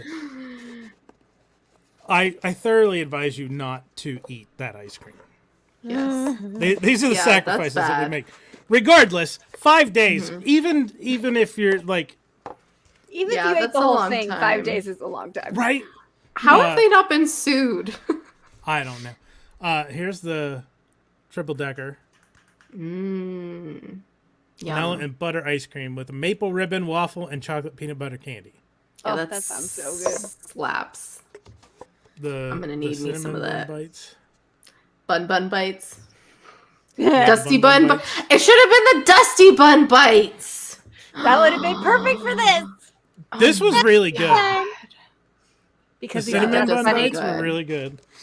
I do love some cinnamon buns. I honestly think the chocolate pudding was my favorite. Do you have a bunch of empty ice cream cartons next to you? Yes, right now? I do. So I washed them out. Like that's amazing. And I'm not jealous. He's keeping them forever. I'm really tempted. Like the collector in me is like, I should keep these, and then the rational part of my brain is, what the fuck are you gonna do with empty ice cream containers? Throw them away. Johnny goes into a Japanese ice cream shop. Everyone starts flaming and screaming, "Oh no, it's Lunchbox Johnny!" And he fights Godzilla for some Baskin Robbins. And then the pineapple upside down. We do not name ice cream after the body parts of children, Kayla. It's because it's his nickname. That Susie calls him. That Susie Pooh calls him. Dusty Bun. It's Dusty like Bun. Dust Bunny because he's dusty. Yeah. Cute. Anyways, back to the episode after that long ass tangent time. Sorry. Tangent time. Oh my gosh. Don't be sorry at all. It was all No, on Johnny. Straight to jail. So, let's see. Where am I in my notes? Oh, everyone's looks though while they're singing was very funny. It was a cute moment. I do love Joyce headbutting the wall. Yes. That was great. That was funny. I'm sure it took a ton of restraint for Hopper not to be like no one broke in to be like, get on with it. It was only Erica at the end when she's like, enough, and switches off the radio. Yeah, and by that point I was like, oh, let's get back to saving the world, bitches. Yes. Exactly. Like, come on. Yeah. And so Hopper gets the box from the vault out finally. That's what they said. And Mike, 11, and Max get outside when they see Billy coming out of the car. And that makes the Mind Flayer turn around and go back as well, which, yes, like I said earlier, I was like, how do we get the Mind Flayer back? That is how, because Billy sees that 11 is still there because the Mind Flayer thought she went in the car, which I'm like, even the Mind Flayer is dumb. Yep, exactly. Be like... Are you getting attacked now too? Yes. By the Mind Flayer? Oh, the Mind Flayer pussy. Yeah. He's so cute. Look at him. He's like, what the fuck are you doing? Just give me scritches. Scritches only. So the machine is going to shits and Jim gets all the Russians. What? Nothing. Continue. Okay. Scritches only was just funny. Like, I'm thinking like Farmers Only, like it's a cat dating site, like Scritches Only. Scritches only. I would only accept OnlyFans, but Scritches only. Only Scritches. Only Scritches. So the kids are running through the back of the mall when Billy comes up to them, and Max tries to talk to him, and I'm like, Max, come on, you're smarter than this. And he knocks out Elle and the rest of them and carries her to the middle of Starcourt and lays her down just as the Mind Flayer is coming back in. And we got a great line from Lucas, which I will also leave for later. And just as the Flayer is about to get to Elle, all of the kids start flowing fireworks at it. Yeah. Words are hard. They're flowing those fireworks. Oh, yes, hello. Yes. Hi, baby. And let's see. Meanwhile, Hopper and Joyce are about to turn the keys of the machine when the Terminator comes in, and he and Hopper start fighting. He just can't die. And Billy drags Elle back over, and Elle tells him about the memory that she saw of him on the beach with his mom. And 7 feet! Yes, 7 feet. And Dustin tells Joyce to close it now, but Hopper is still next to the machine. And Hopper ends up throwing the Terminator into the machine just when the kids run out of fireworks. And then we have Billy standing up to the Mind Flayer and stops him from getting to Elle. And he's just getting punctured all over by the Mind Flayer. And at the same time, Joyce has to close the gate with Hopper still next to it. Oh my God, I just got the jitters. And the machine explodes, and the upside down bussy has now been closed, and the Mind Flayer dies. But we don't see Hopper die, though. There's no body, so there's no body. No proof. And Max tries to wake up Billy, but he is lay dead. And Murray and Joyce escape. And of course, now the military comes in. They are fucking useless. Dr. Sam Owens watches the Upside Down's bussy close. And Will and Joyce reunite. Will and Joyce reunite, and she sees Elle, who's realized Hopper is gone, and I need to go to the bathroom, so talk while I'm gone. Okay. She's like, I gotta pee. Yeah, too little too late there, Doc Owens. Like, yeah, exactly. It's like, okay, you waited for so long, you don't get none. Yeah. None for you. Yeah. Have Jello mold on a pot, like, in 90-degree weather. Yeah. Yep. Hand tied. Yes, he did. I feel bad for Max, but Billy dying is whatever. Like I said in predictions earlier in previous episodes, like I felt like Billy should die, but I didn't think that he would. I felt like they wouldn't end up killing him, but they did. So I was kind of surprised when he did die. But there was like, it's like, like I like I said, I feel bad for Max. Although also she seemed really worried about him, and like I didn't feel like they were like. I mean, obviously you don't want him to die, but like, yeah, he's her stepbrother, and he's always been kind of like they never showed them have like a good relationship. Yeah. Well, they never showed them have a good relationship, but she was raised with him as her brother. So for her perspective, her being like, I know for me, for me personally, I have a lot of step siblings that I wouldn't say I'm super close with, but I grew up with them. I still see them as my brother or my sisters. And it would be really hard for me if any of them turned into somebody like Billy. It'd be really hard for me to fully acknowledge how horrible he is. Yeah. And not hope that maybe I could still get through to him, which is I think is what they were trying to do with her character, is be like, she's still like, they're not close, but he's still her brother, and so she's still trying. But I think maybe that hope of that child being like, hey, maybe he does actually care about me or something. I guess I was under the impression that they didn't like that they weren't raised together, like that they've only been step siblings for a couple of years. But well, maybe we saw the throwback memory, and she seemed pretty small. Yeah.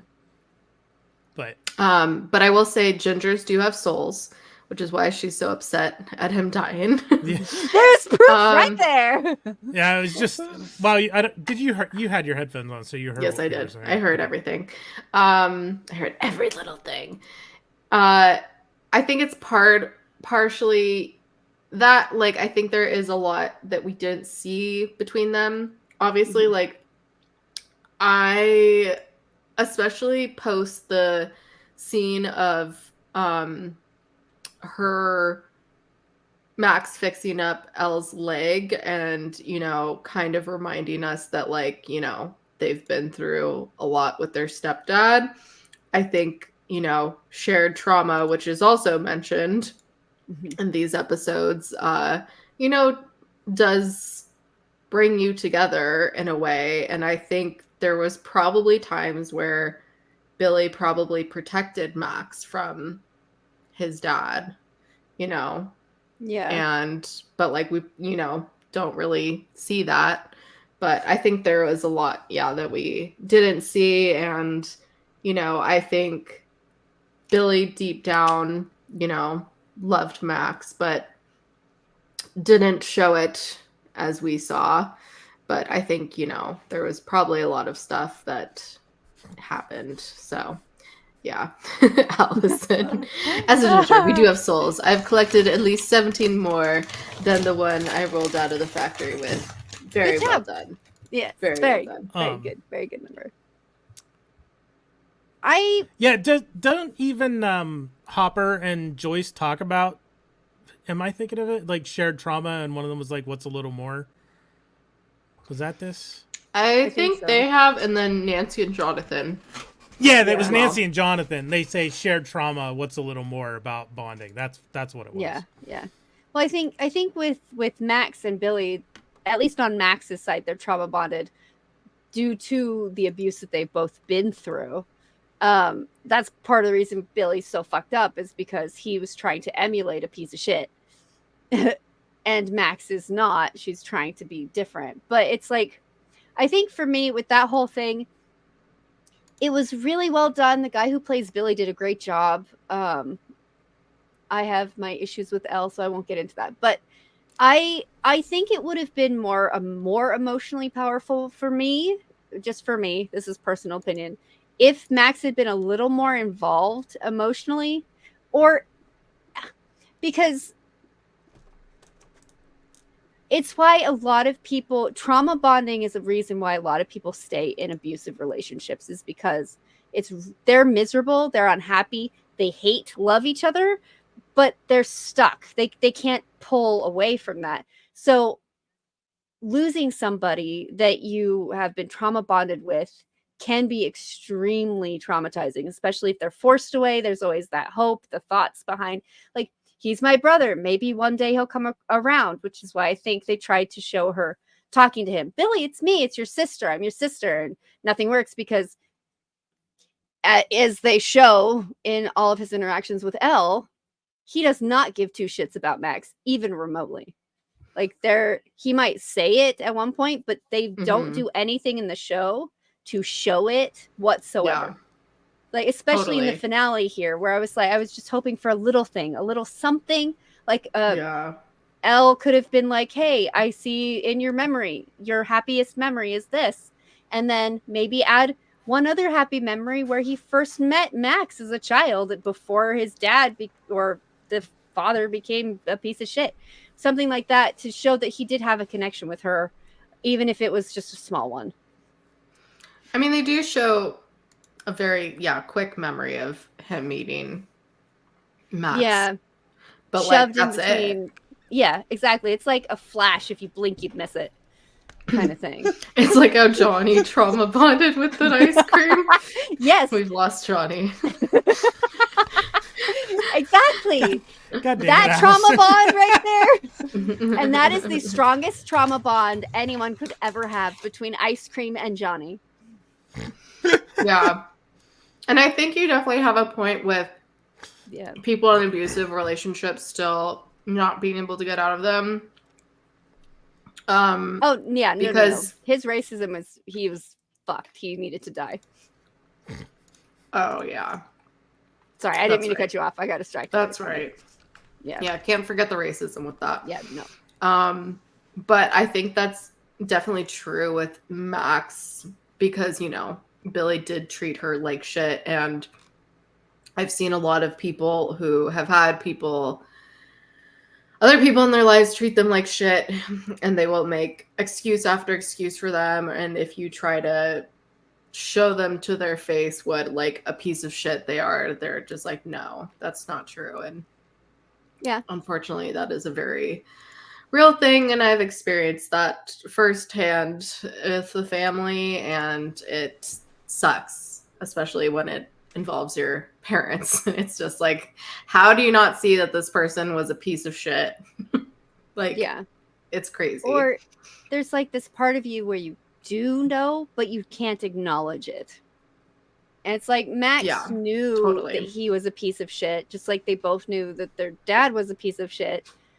But having it thrown in your face, like when he hits her, and then I think it would have been interesting if they left everything exactly the same. And if in the next season, which they do a little bit, but it's not the same. It's like they almost went there, but they didn't quite go all there, which I'm not going to spoil it. But so if they had allowed Max later, or if they allow her later to be like, okay, we keep everything the same. She tried to get through to him. She couldn't. He hit her, knocked her out, which is also brain damage, but we're not going to talk about that. And then she sees him protecting someone else, not her, because he doesn't like. I think that would have been interesting if they had addressed any of that emotion that could have caused, because that could cause resentment. Yeah. Why could he not care about me? I was his sister, but he could care about her so much that he died for her. But I'm his sister. We went through so much, even though he's a piece of shit. But still, I'm his sister, even though he's horrible. I'm his sister. Like, why was he so willing to die for somebody else? I think that could have been a little interesting. Yeah, I kind of wish it was Max instead of Elle. But, I mean, he also still is protecting his sister. But she wouldn't know that. Yeah, I wanted to... Oh, sorry. Okay. Wanted to bring this up. Did Billy have a heroic moment here? Yeah, but dude had a great deal of bad in his wake. Yeah. Yeah, he's still a piece of shit who deserved to fucking die. Like, it kind of sucks that, yes, he did do this, but yeah, he also did a lot of bad shit. Mm-hmm. So. I'm sorry. Here, you know, ice cream is a good supplement too. Indeed. Yeah. I don't know. I was thinking about that because it was like growing up, I had familial relationships very much like Billy, and they went to jail, and it's like, especially when I was a kid, when I was Max's age, anything, it was like, okay, he's horrible, but he's still my brother. I still want, I want to hope that maybe he can be better and be the brother that I feel like maybe he could be, or I want to have. And that hope is what keeps you connected to that person, even though they're fucking evil, right? Or they're a piece of shit. And yes, they had a brief moment of redemption, like Billy did here, where he saved Elle. But it was like, from the sister perspective, especially when you're a child, you've been through abuse, your brother is a piece of shit, but he was the one who was actually willing to take you to school, even though he's horrible and he's racist and he's abusive. And it's like, he's the only thing that you really had in your family to connect to, even as messed up as that was. And then to have that pulled away, you don't see him being heroic for you. You see him have a moment of redemption, but not for you. He was willing to hit you and knock you out. You had no effect on him, but he was able to have a moment of redemption for somebody else that he didn't know. That's fucked. I feel like, yeah, exactly. And I would have loved, because I love Max's character, I would have loved if they went into that, if they left everything in the third season the same, if they went into that a little more in the next season, which I like the next season quite a bit. But Quip hit the nail on the head. Yeah, when we were kids, it was beat into us, sometimes literally, that no matter how long your family does you, you're still family. Exactly. It has taken me literally almost 10 years of therapy to work through that. Yeah. And it's hard. I wasn't physically abused, but, you know, there's a lot of other shit that happened. But it was very much drilled into me, especially being an only child, that, like, we're one family. We're like a family unit. We always have to be there for each other no matter what. Yeah. They still fucking do it to this day. Yeah. Yeah. But thank you, Seanna, for being so open and honest and vulnerable about your own experience. Thank you for allowing me. Yeah. Glad you felt comfortable enough to share that with us and with everyone watching. It is not something fun or easy to go through. And, you know, me and Johnny have both shared our experiences with similar traumas. And, you know, it's not easy to talk about, but I think the more we talk about it, the easier it can be for other people to hopefully talk about it. And it be less stigmatized as well. So appreciate that. Thank you. Well, I feel like with these kinds of topics, that's one of the things that this is why I like Max's character so much, is because even though they don't go into it a ton, they show enough to start hopefully a conversation, because this is something that it's abuse is way more common than it should be. Physical abuse, emotional abuse, it's way more common than it should be. And if you allow people to start talking about their experiences, it can help them come to a realization that, oh, that wasn't me, that was me being abused. And that can help with a lot of healing, instead of internalizing, oh, well, I'm just a horrible person, I'm just this, it's everything they said was true. Be like, oh, wait, they were just being abusive to me, and it wasn't me. It's not my fault. That is massive, and I want people to be able to have those conversations and be able to heal from those horrible things. Definitely. Yeah, like we're so hard on ourselves. Go ahead. I don't have any kids, but my brother has 3, and he said to me at one point, he's like, now that I have kids of my own, like he can't fathom like the way that our dad treated us or talked to us. He's like, I could never imagine treating my girls that way.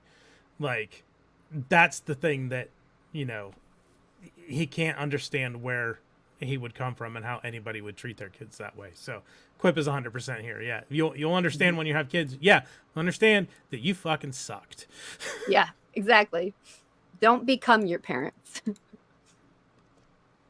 1000%. Anyway, back to the episode. Sorry. Yeah. When you hit the point when you realize that your parents aren't perfect, it is a whole paradigm shift.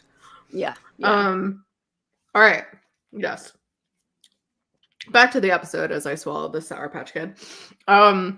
We have 3 months later now. We have this Hawkins news report about what's happened at Starcourt, and it's very sensationalized and saying how the town is cursed and maybe Satanism is to blame, and like pretty much sum up what's happened. And there's D&D. Yeah, which I was like, satanic panic, right all over again. Yep. It all comes back to the spoon. Poor Johnny. Poor Johnny. Not to be confused with the satanic sub-titties. So underboob.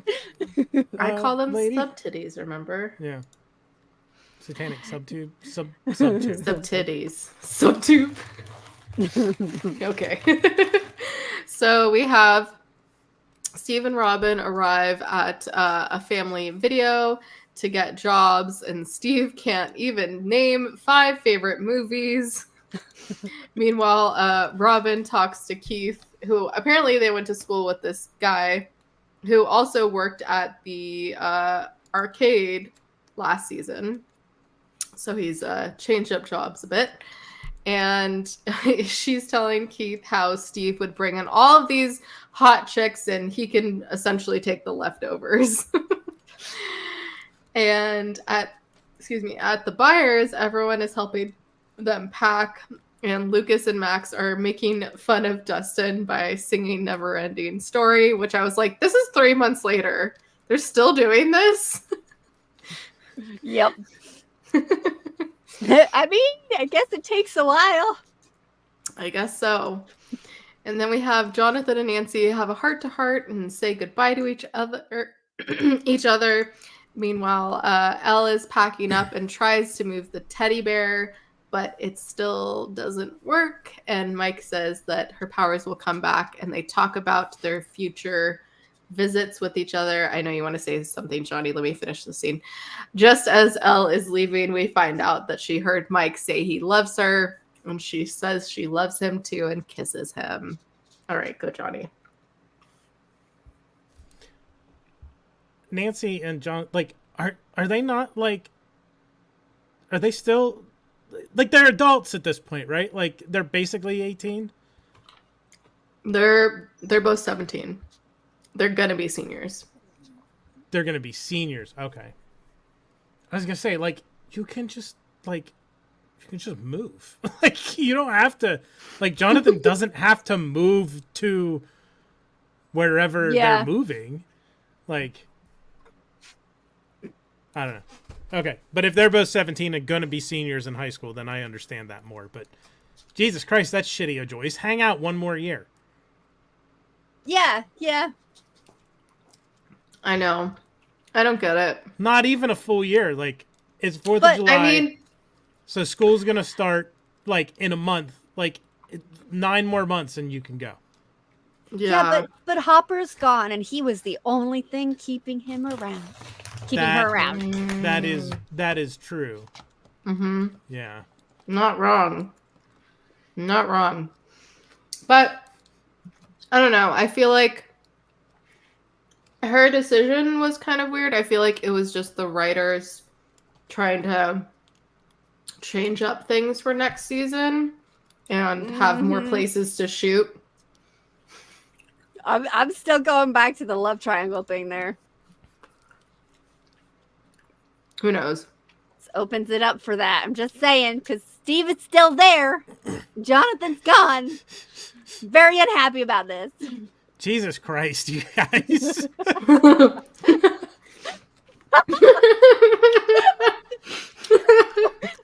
Oh my god, that's amazing. That's never gonna get old. No. Oh yeah. Yeah, it does. That's accurate. That's very accurate. So Joyce is packing up when she finds the heart-to-heart Hopper wrote for Elle and Mike and realizes that he never talked to them. And Elle proceeds to read the letter. Cue the tears. Yeah. And while we hear him reading out this, well, it's not even a letter, it's just what he wanted to say to them. Mm-hmm. And so while he's talking, we see everyone's last goodbyes to each other. And we see Dustin gift Erica their D&D box. Apparently Johnny can't go to Canada anymore. Apparently not. Jesus Christ. These are just getting better and better. That's amazing.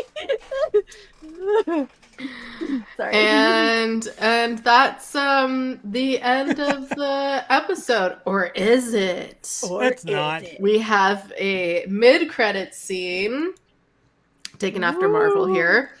We're in a town in Russia that I cannot pronounce. We see what looks like some kind of prison with guards grabbing a guy and saying, "Not the American," and taking him to be eaten by a Demogorgon.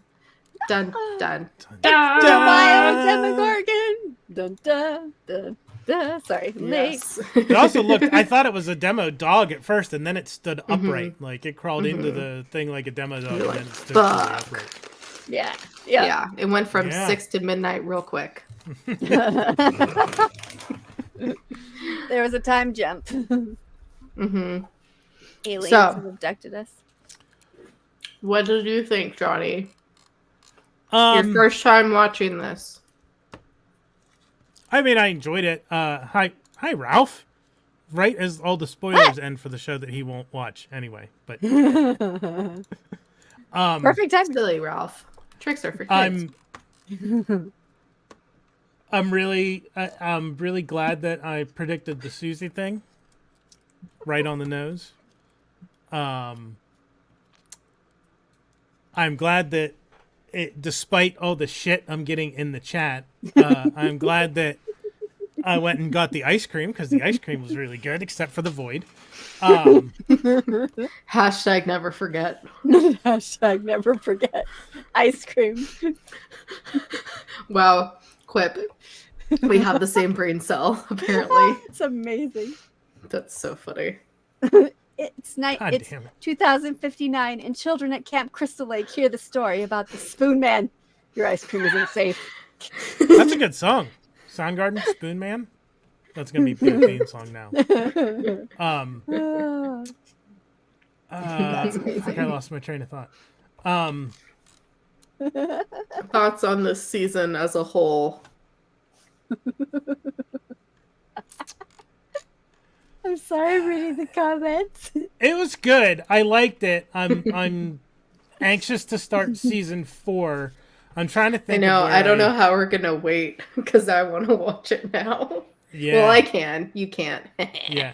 I mean, I can. I just can't watch more than the first 2, unless I take really, really detailed notes. No, you're not allowed.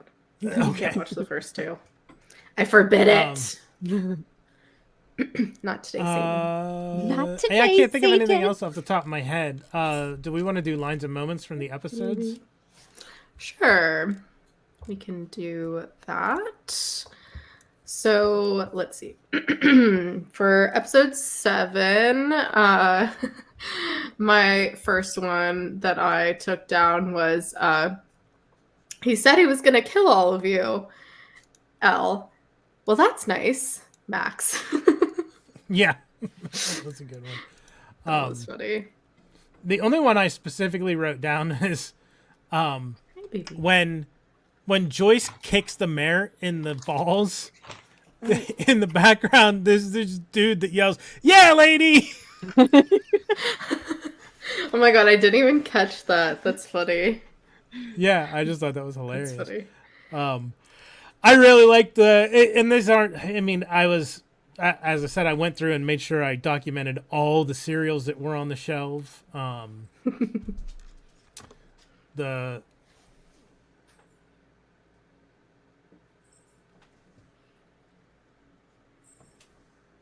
Are you okay? Are you okay? Hang on 1 second. Okay. Uh-oh. There might be a catastrophe. Catastrophe. I'll say my other lines and moments. My next one is Robin and Steve arguing over whether it's the Indy 500 or 300. While they're still very high, and they settle on it being the Indy 1 million. Right. It's gotta be. Their dynamic in the show was great. Was the dog you're watching, were his tags jingling? Probably. I swear to God, it sounded like there was like keys jingling and someone was coming in my house. That's why I was like, oh, okay. That's terrifying. I don't know because my headphones are noise canceling, which I probably should turn that off given what's happened.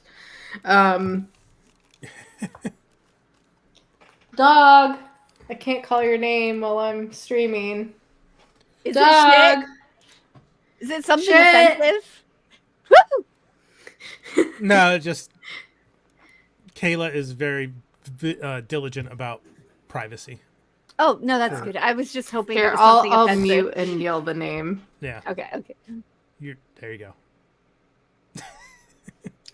go. Anything with Murray, I enjoyed. Like Murray is, aside from like Quip said earlier about providing minors alcohol and trying to make them bang. Murray's fucking great. Yeah. Mm-hmm. Yeah. Mm-hmm. Agreed. My next one is Steve and Robin in the elevator and Steve surfing. And then Dustin's like, he's burning up. And Steve's like, you're burning up. And then he starts booping Dustin. Yeah. And then Steve goes, I told you, Dad, I don't do drugs. It's only marijuana.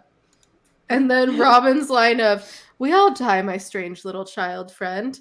It's just a matter of how and when.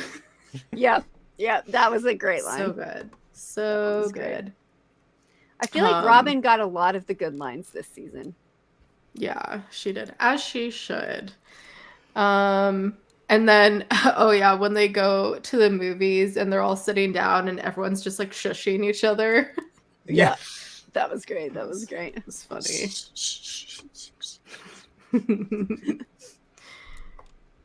I think.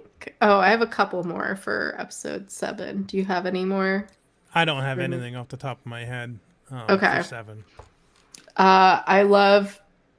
Well, no, I already said that before. I think did I say it? She sounds like a Muppet giving birth. No. No. When they're talking about Tammy singing. Yeah, that was good. I thought that was funny. Their whole interaction in that, like you said, that Mm-hmm. his reaction to her coming out, everything about that was really good. Was done well. Yeah. Yeah, very, very good. And then the Gravitron controller lady saying, "On your life, Magnum." Yeah. But she's gotten Magnum. He's gotten Fat Rambo. Yeah. Hopper just has all the nicknames now. As he should. Yes, as he should. That's all I have for episode 7. Should we go to episode 8? Yep. You can go first since I just went. I don't have any specific lines written down, but like the Scoops troop made me chuckle. And the Griswolds. Yeah, the call signs, bald eagle, and how unhappy he was about that. Yeah, he was like, God damn it. But it was perfect. It was. It worked out well. My first line is, "You're just gonna walk in there like it's Call Me Disneyland or something?" Yeah. Oh yeah, that was Erica. Great. That was great. And she's like, "I'm sorry, who are you?" Yeah. She's like, "Erica Sinclair, who are you?" Like, fucking love Erica. Like, Erica and Robin win like best lines of this season. Yep, hands down. She has the sass for days. Mm-hmm. And Murray too. I think Murray is like a close second. When he says, "I'm sorry, why is this 4-year-old speaking to me?" Yep. I'm 10. Yeah. Yeah. And then when Erica says, "Please don't cry, nerds," and then Lucas says something and she's like, "Please keep saying my name. See what happens." So sassy. I almost wanted to see what she would do. Because she's like this tall. Yeah. Kick him in the shins. Yes. They do a really good job. I said it last season about Max, and they did it this season with Robin too. Like, they do a really good job integrating new characters into the main cast, because that's like hard to do. We didn't really get much of Erica before, so she kind of feels like a whole new character. And but like, I like that we got more out of her, and like we were talking about before, how it felt very like 11 or Mike focused the other seasons.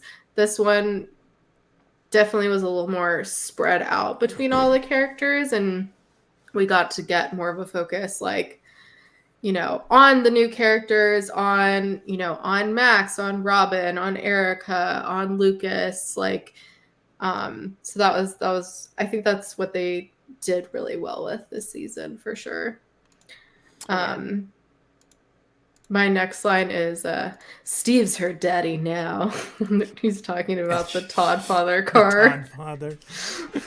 Oh my god. So good. So good. Everybody's reactions to the Never Ending Story song. Yes. Yeah. I really love Joyce, because Joyce hitting her head on the wall is how I felt. And I was like, oh, thank God they're at least acknowledging it. Exactly. Let's see. Oh, when Lucas is like, "Flay this, you ugly piece of shit." Yeah. Like, seemed like such a like an action movie line. Yep. Yes, it did. That's one thing. Like, so like when we were talking about the first season, I remember saying I was surprised at how like scary it was, like how it leaned toward horror. As they're going on, it's definitely leaning less horror, more action. Like, especially in this season. Favorite moments. The whole fight with all the fireworks looked fantastic. Looked really cool. Yeah. That was awesome.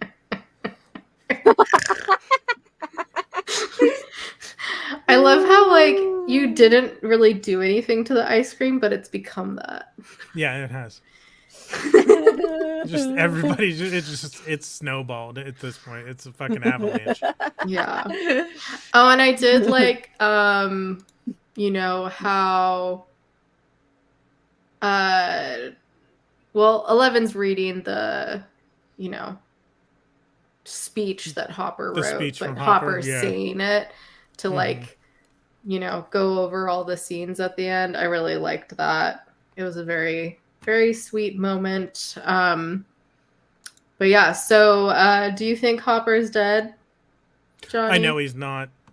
Because like I said, with season 4, I didn't like I even watched streams of people talking about season 4 because I was like, I'm just going to watch this and they'll talk about something that I don't know anything about. So I know a lot more about season 4 actually than I know about these last 3 seasons. I know he somehow ends up, spoilers everybody, somehow ends up in Russia from the thing. Well, I mean, in the mid-credit scene.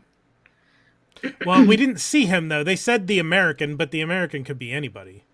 Yeah, but it could be a new character, but yeah. I'm sorry. But yeah, I already know that he's I was gonna say fine. Well, maybe not fine, but it's been 2 years. I'm just kidding. I'm sorry. I mean, we already call Hopper Zaddy, but he is definitely Zaddy next season for sure. And it is. So look forward to that, Johnny, because spoiler alert. He definitely is.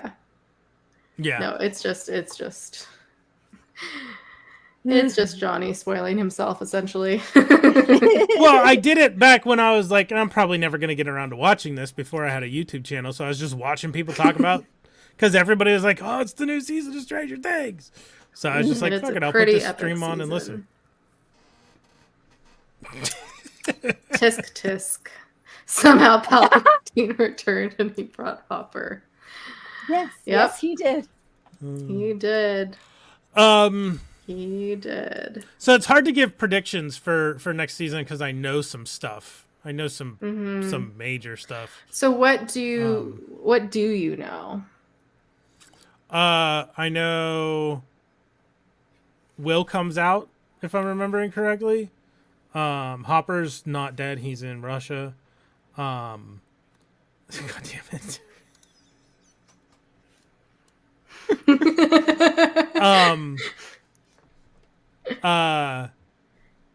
Something with the Eddie, I think it is, playing guitar in the Upside Down. Like, they didn't actually go into the Upside Down in this season. I don't think they went in last season either, did they? So last season they did, kind of. Yeah, so this sort of they were in those tunnels underneath.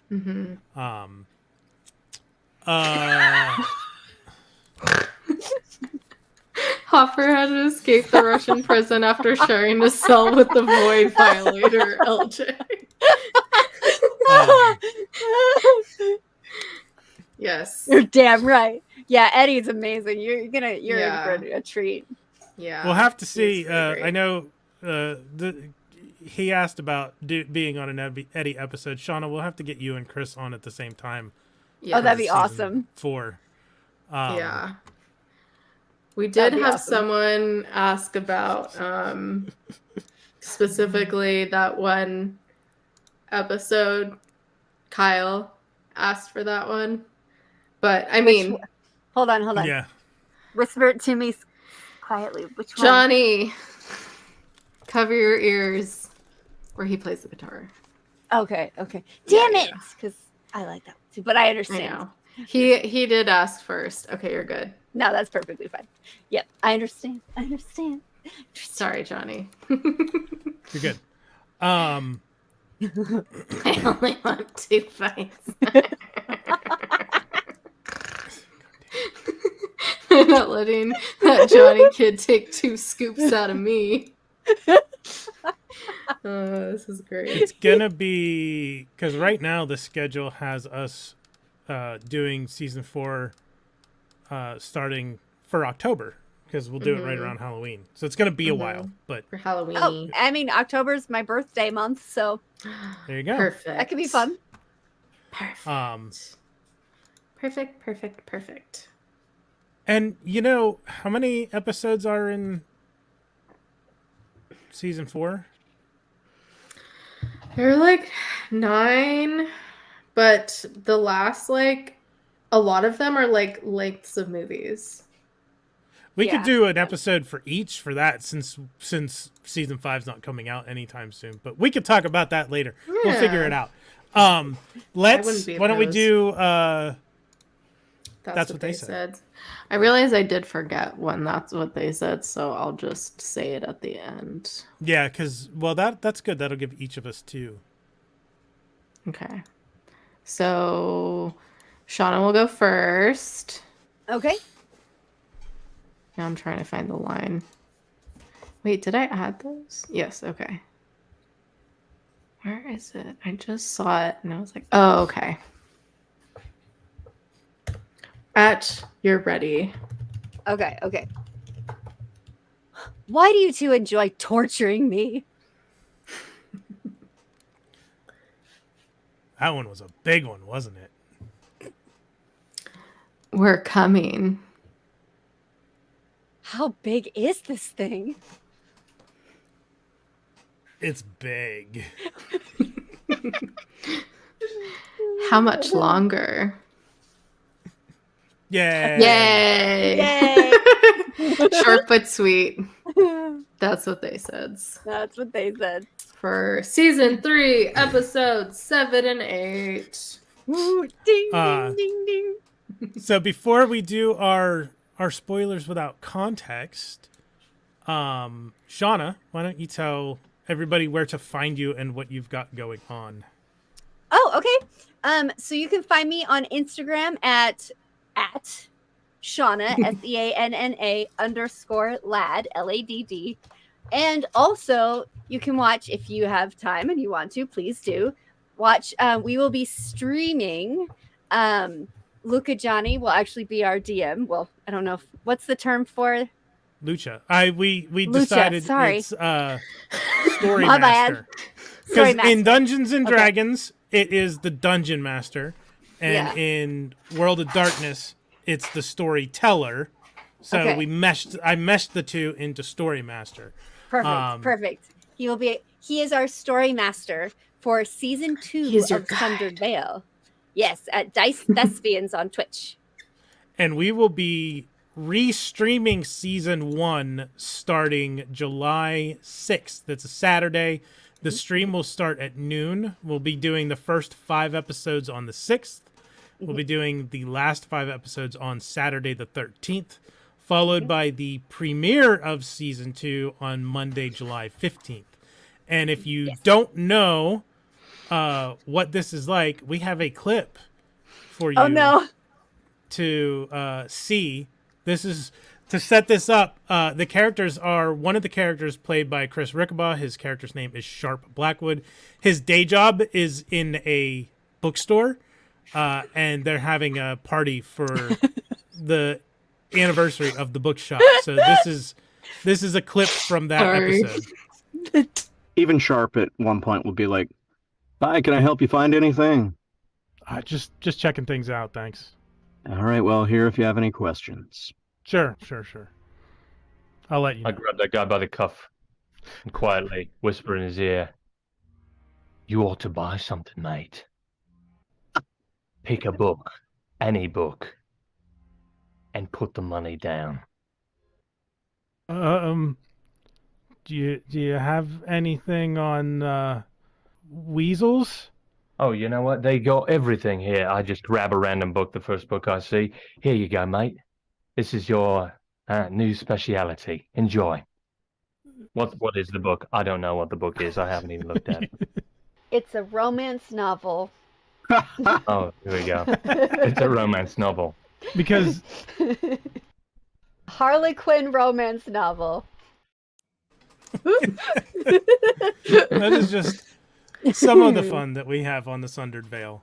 So be sure to check it out. You have another show that you're doing as well, another role-playing game show, correct? On Wednesdays? Yes, that one streams on Wednesdays with Dungeons Divided, also on Twitch. They also have a YouTube channel under the same name. Streams on Wednesdays, and we are currently just starting it. So I think we're like, hold on, let me count. Because we're doing our prequel episodes to the start of the campaign, so character introductions, and each character gets their own introduction where it's just them and the DM. and it's very cool. It's like 45 minutes long for those ones, so if you just want to check it out. But this main campaign is going to be about 2 hours long every episode on Wednesday nights, though. Was that too much information? No, that's perfect. Okay. It's great. So everybody follow Diced Thespians, follow Dungeons Divided, follow Seanna on Instagram. We check her out.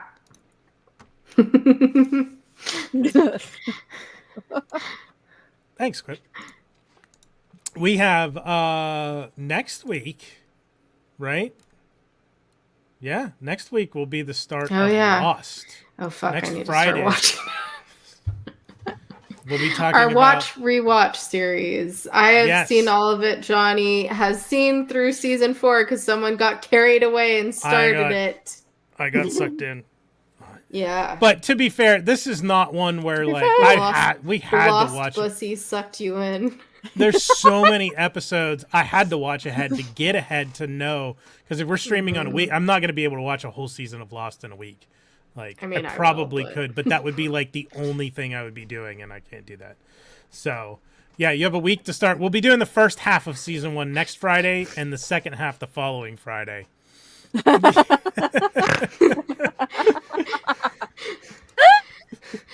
be fair. So yeah, what I forget. So just the first half of season 1 of Lost on the 21st next Friday, same time, 10 Eastern, 7 Pacific. There'll be every Friday from now through the premiere of the Getting Lost doc that our friend Ralph is doing, and then we're gonna do maybe 1 or 2 episodes after that because I will be going to the premiere. Yes, that's Ralph. Yeah, this is Ralph. Follow Casino Skunk Productions. He'll be on to talk about it with us because he's a big Lost fan too. I mean, yes, executive producing a documentary. Yeah, so we're gonna do the seasons ourselves, and then an episode after each season with Ralph and potentially some other guests. Ooh. Johnny, do you answer this question? I think we might do a special. I don't think we'll do everything. I feel like we should just do the Harry Mudd episode as a special presentation, or maybe a couple. We'll have to talk about it behind the scenes and see what we want to do. Behind the scenes. And then obviously we're going to have to talk about season 5 of Stranger Things whenever that comes out. And also the next season of Strange New Worlds. Strange New Worlds. Yes. And we'll probably talk about Deadpool and Wolverine because which I'm so excited. Sorry. I'm very excited. Which I was gonna be at Comic-Con, but now I'm not going to be at Comic-Con. So now I need to get my tickets because I'm sure most of them are taken, which makes me sad. Wait, you're going to Comic-Con? No, I'm not. I'm not going to Comic-Con. Oh, sorry. My tickets to watch Deadpool. Oh, gotcha. Yeah, because it comes out Comic-Con weekend. So yeah, Lost will be every Friday from now until September 27th at least. So there's a lot of Lost in everybody's future. Kayla's excited to talk about it. It's something that she recommended, and everybody else seems to be. It's my favorite show of all time. Demanding it as well. So we're going to do it. Even though I think I've only watched the 5th and 6th seasons like maybe twice. Every time I rewatch it, I only get to a certain point. But I still love it. Love it dearly. But yes. Then... No. Social media. Anything else? At GTFO channel. We're good at this, guys. We promise. Channel GTFO@gmail if you need to email us, and we will get to the fun part. Spoilers. Without context. Now that we've plugged all the things. We've plugged all of our holes. Let me get our spoilers without context. Kayla's will be first. Do you have it in the right order? Because I did reverse order. Yes. I mean, you should be able to tell from BTTF is the first one, first, right? yes. Yeah. Yes. Okay. Yes, indeedy. So we will bring Kayla's spoilers without context up on the screen for episode 7. Yes. So yes, had to do Back to the Future because duh. And then the Pecker because of the Pecker. Duh. Very and then important. I used Us because of the Funhouse. If anyone's seen it, I think there's a Funhouse scene, unless I'm thinking of something else. I haven't seen it in I a have while. not seen it. I've meant to watch it, but I've never gotten around to it. It's good. And then the Indy 500 because they were debating about the Indy 500 or 300 or million. Yeah.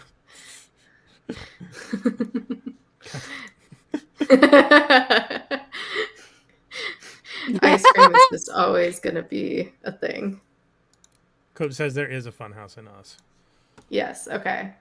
I'm not crazy for remembering that. Thank you. Thank you very much. I'm getting sparkles all in my eyeballs right now. It hurts. We will. Ooh. My spoilers without context. I had to use the Roper because the Mind Flayer basically reminded me of the Roper. Yeah, it's more this what is it a looked monster like to from me. Dungeons and Dragons.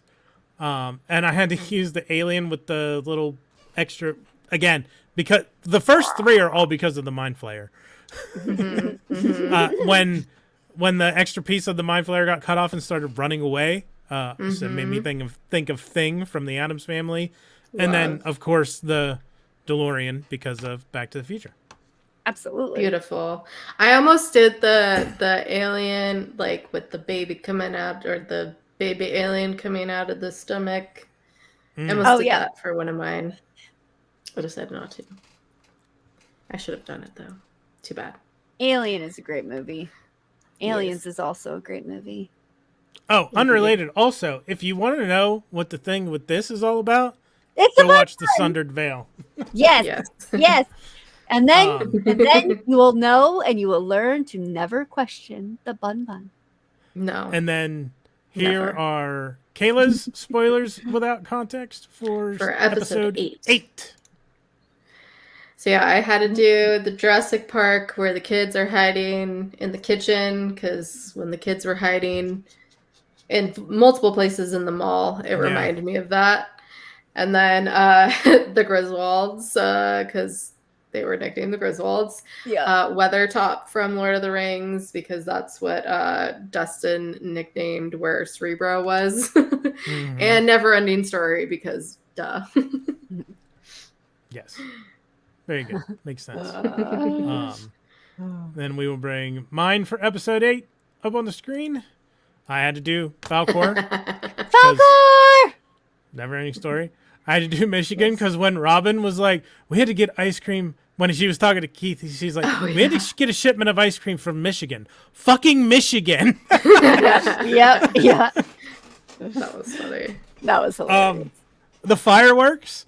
Because of the fireworks fight. And then I will be very surprised if anybody understands this last one. It's from the movie Black Friday. There's a giant fucking monster that like fights and destroys a toy store. This looks like Blob.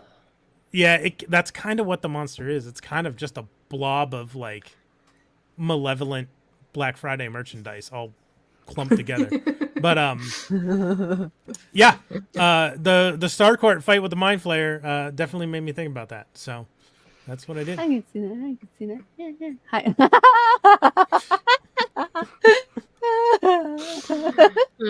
So Don't act like I used the goddamn like spanking spoon that the grandmas used to have on their walls, the big wooden spoon the size of your head. That's what you use. No, it was practically the size of the ice cream container. Are you shitting me? Yeah, it was huge. It was huge, Johnny. God, either the ice cream container is itty bitty or the spoon is huge, and I'm going for the spoon is huge. Do the comparison one more time. The spoon is a lie. I put the spoon in the sink. I'm not getting. Why did you put the spoon it away. This is content. Because the ice cream fucking stained my desk. This has nothing to do with the spoon, though. Why get mad at the spoon? That's not the spoon's fault. The That's your spoon own had damn ice cream fault. on it. Well, you didn't need to put it back in. We're comparing sizes here, okay? It's very important. It's very important to compare Was sizes. this a spoon measuring contest? Yes, it's a spoon measuring contest, literally. Oh, Jesus. So those are my memes. Very good. I think the Very only good, one Johnny. that really is anything out of left field is the fucking Michigan one, because Yeah, that was a little random. yeah. I mean, my Indy 500 one was a little random too, but that's okay. All right, It was great. Shauna, Yes. it was a blast. Thank you for joining us. Thank you for having me. This was Thanks fun. for coming. That's what they said. They damn right they better say that. Mr. Ian McKellen, the ice cream was Elijah Woods. Yep, that's accurate. Oh, all right, I'm ending this stream so that this ice cream nonsense can stop. Let's geek the F Never out of going. here. Bye, everyone. Thanks for joining. Make sure to smack that bell icon. Bye, everybody. Have a great night. Thanks, everybody, for being in the chat. Deuces.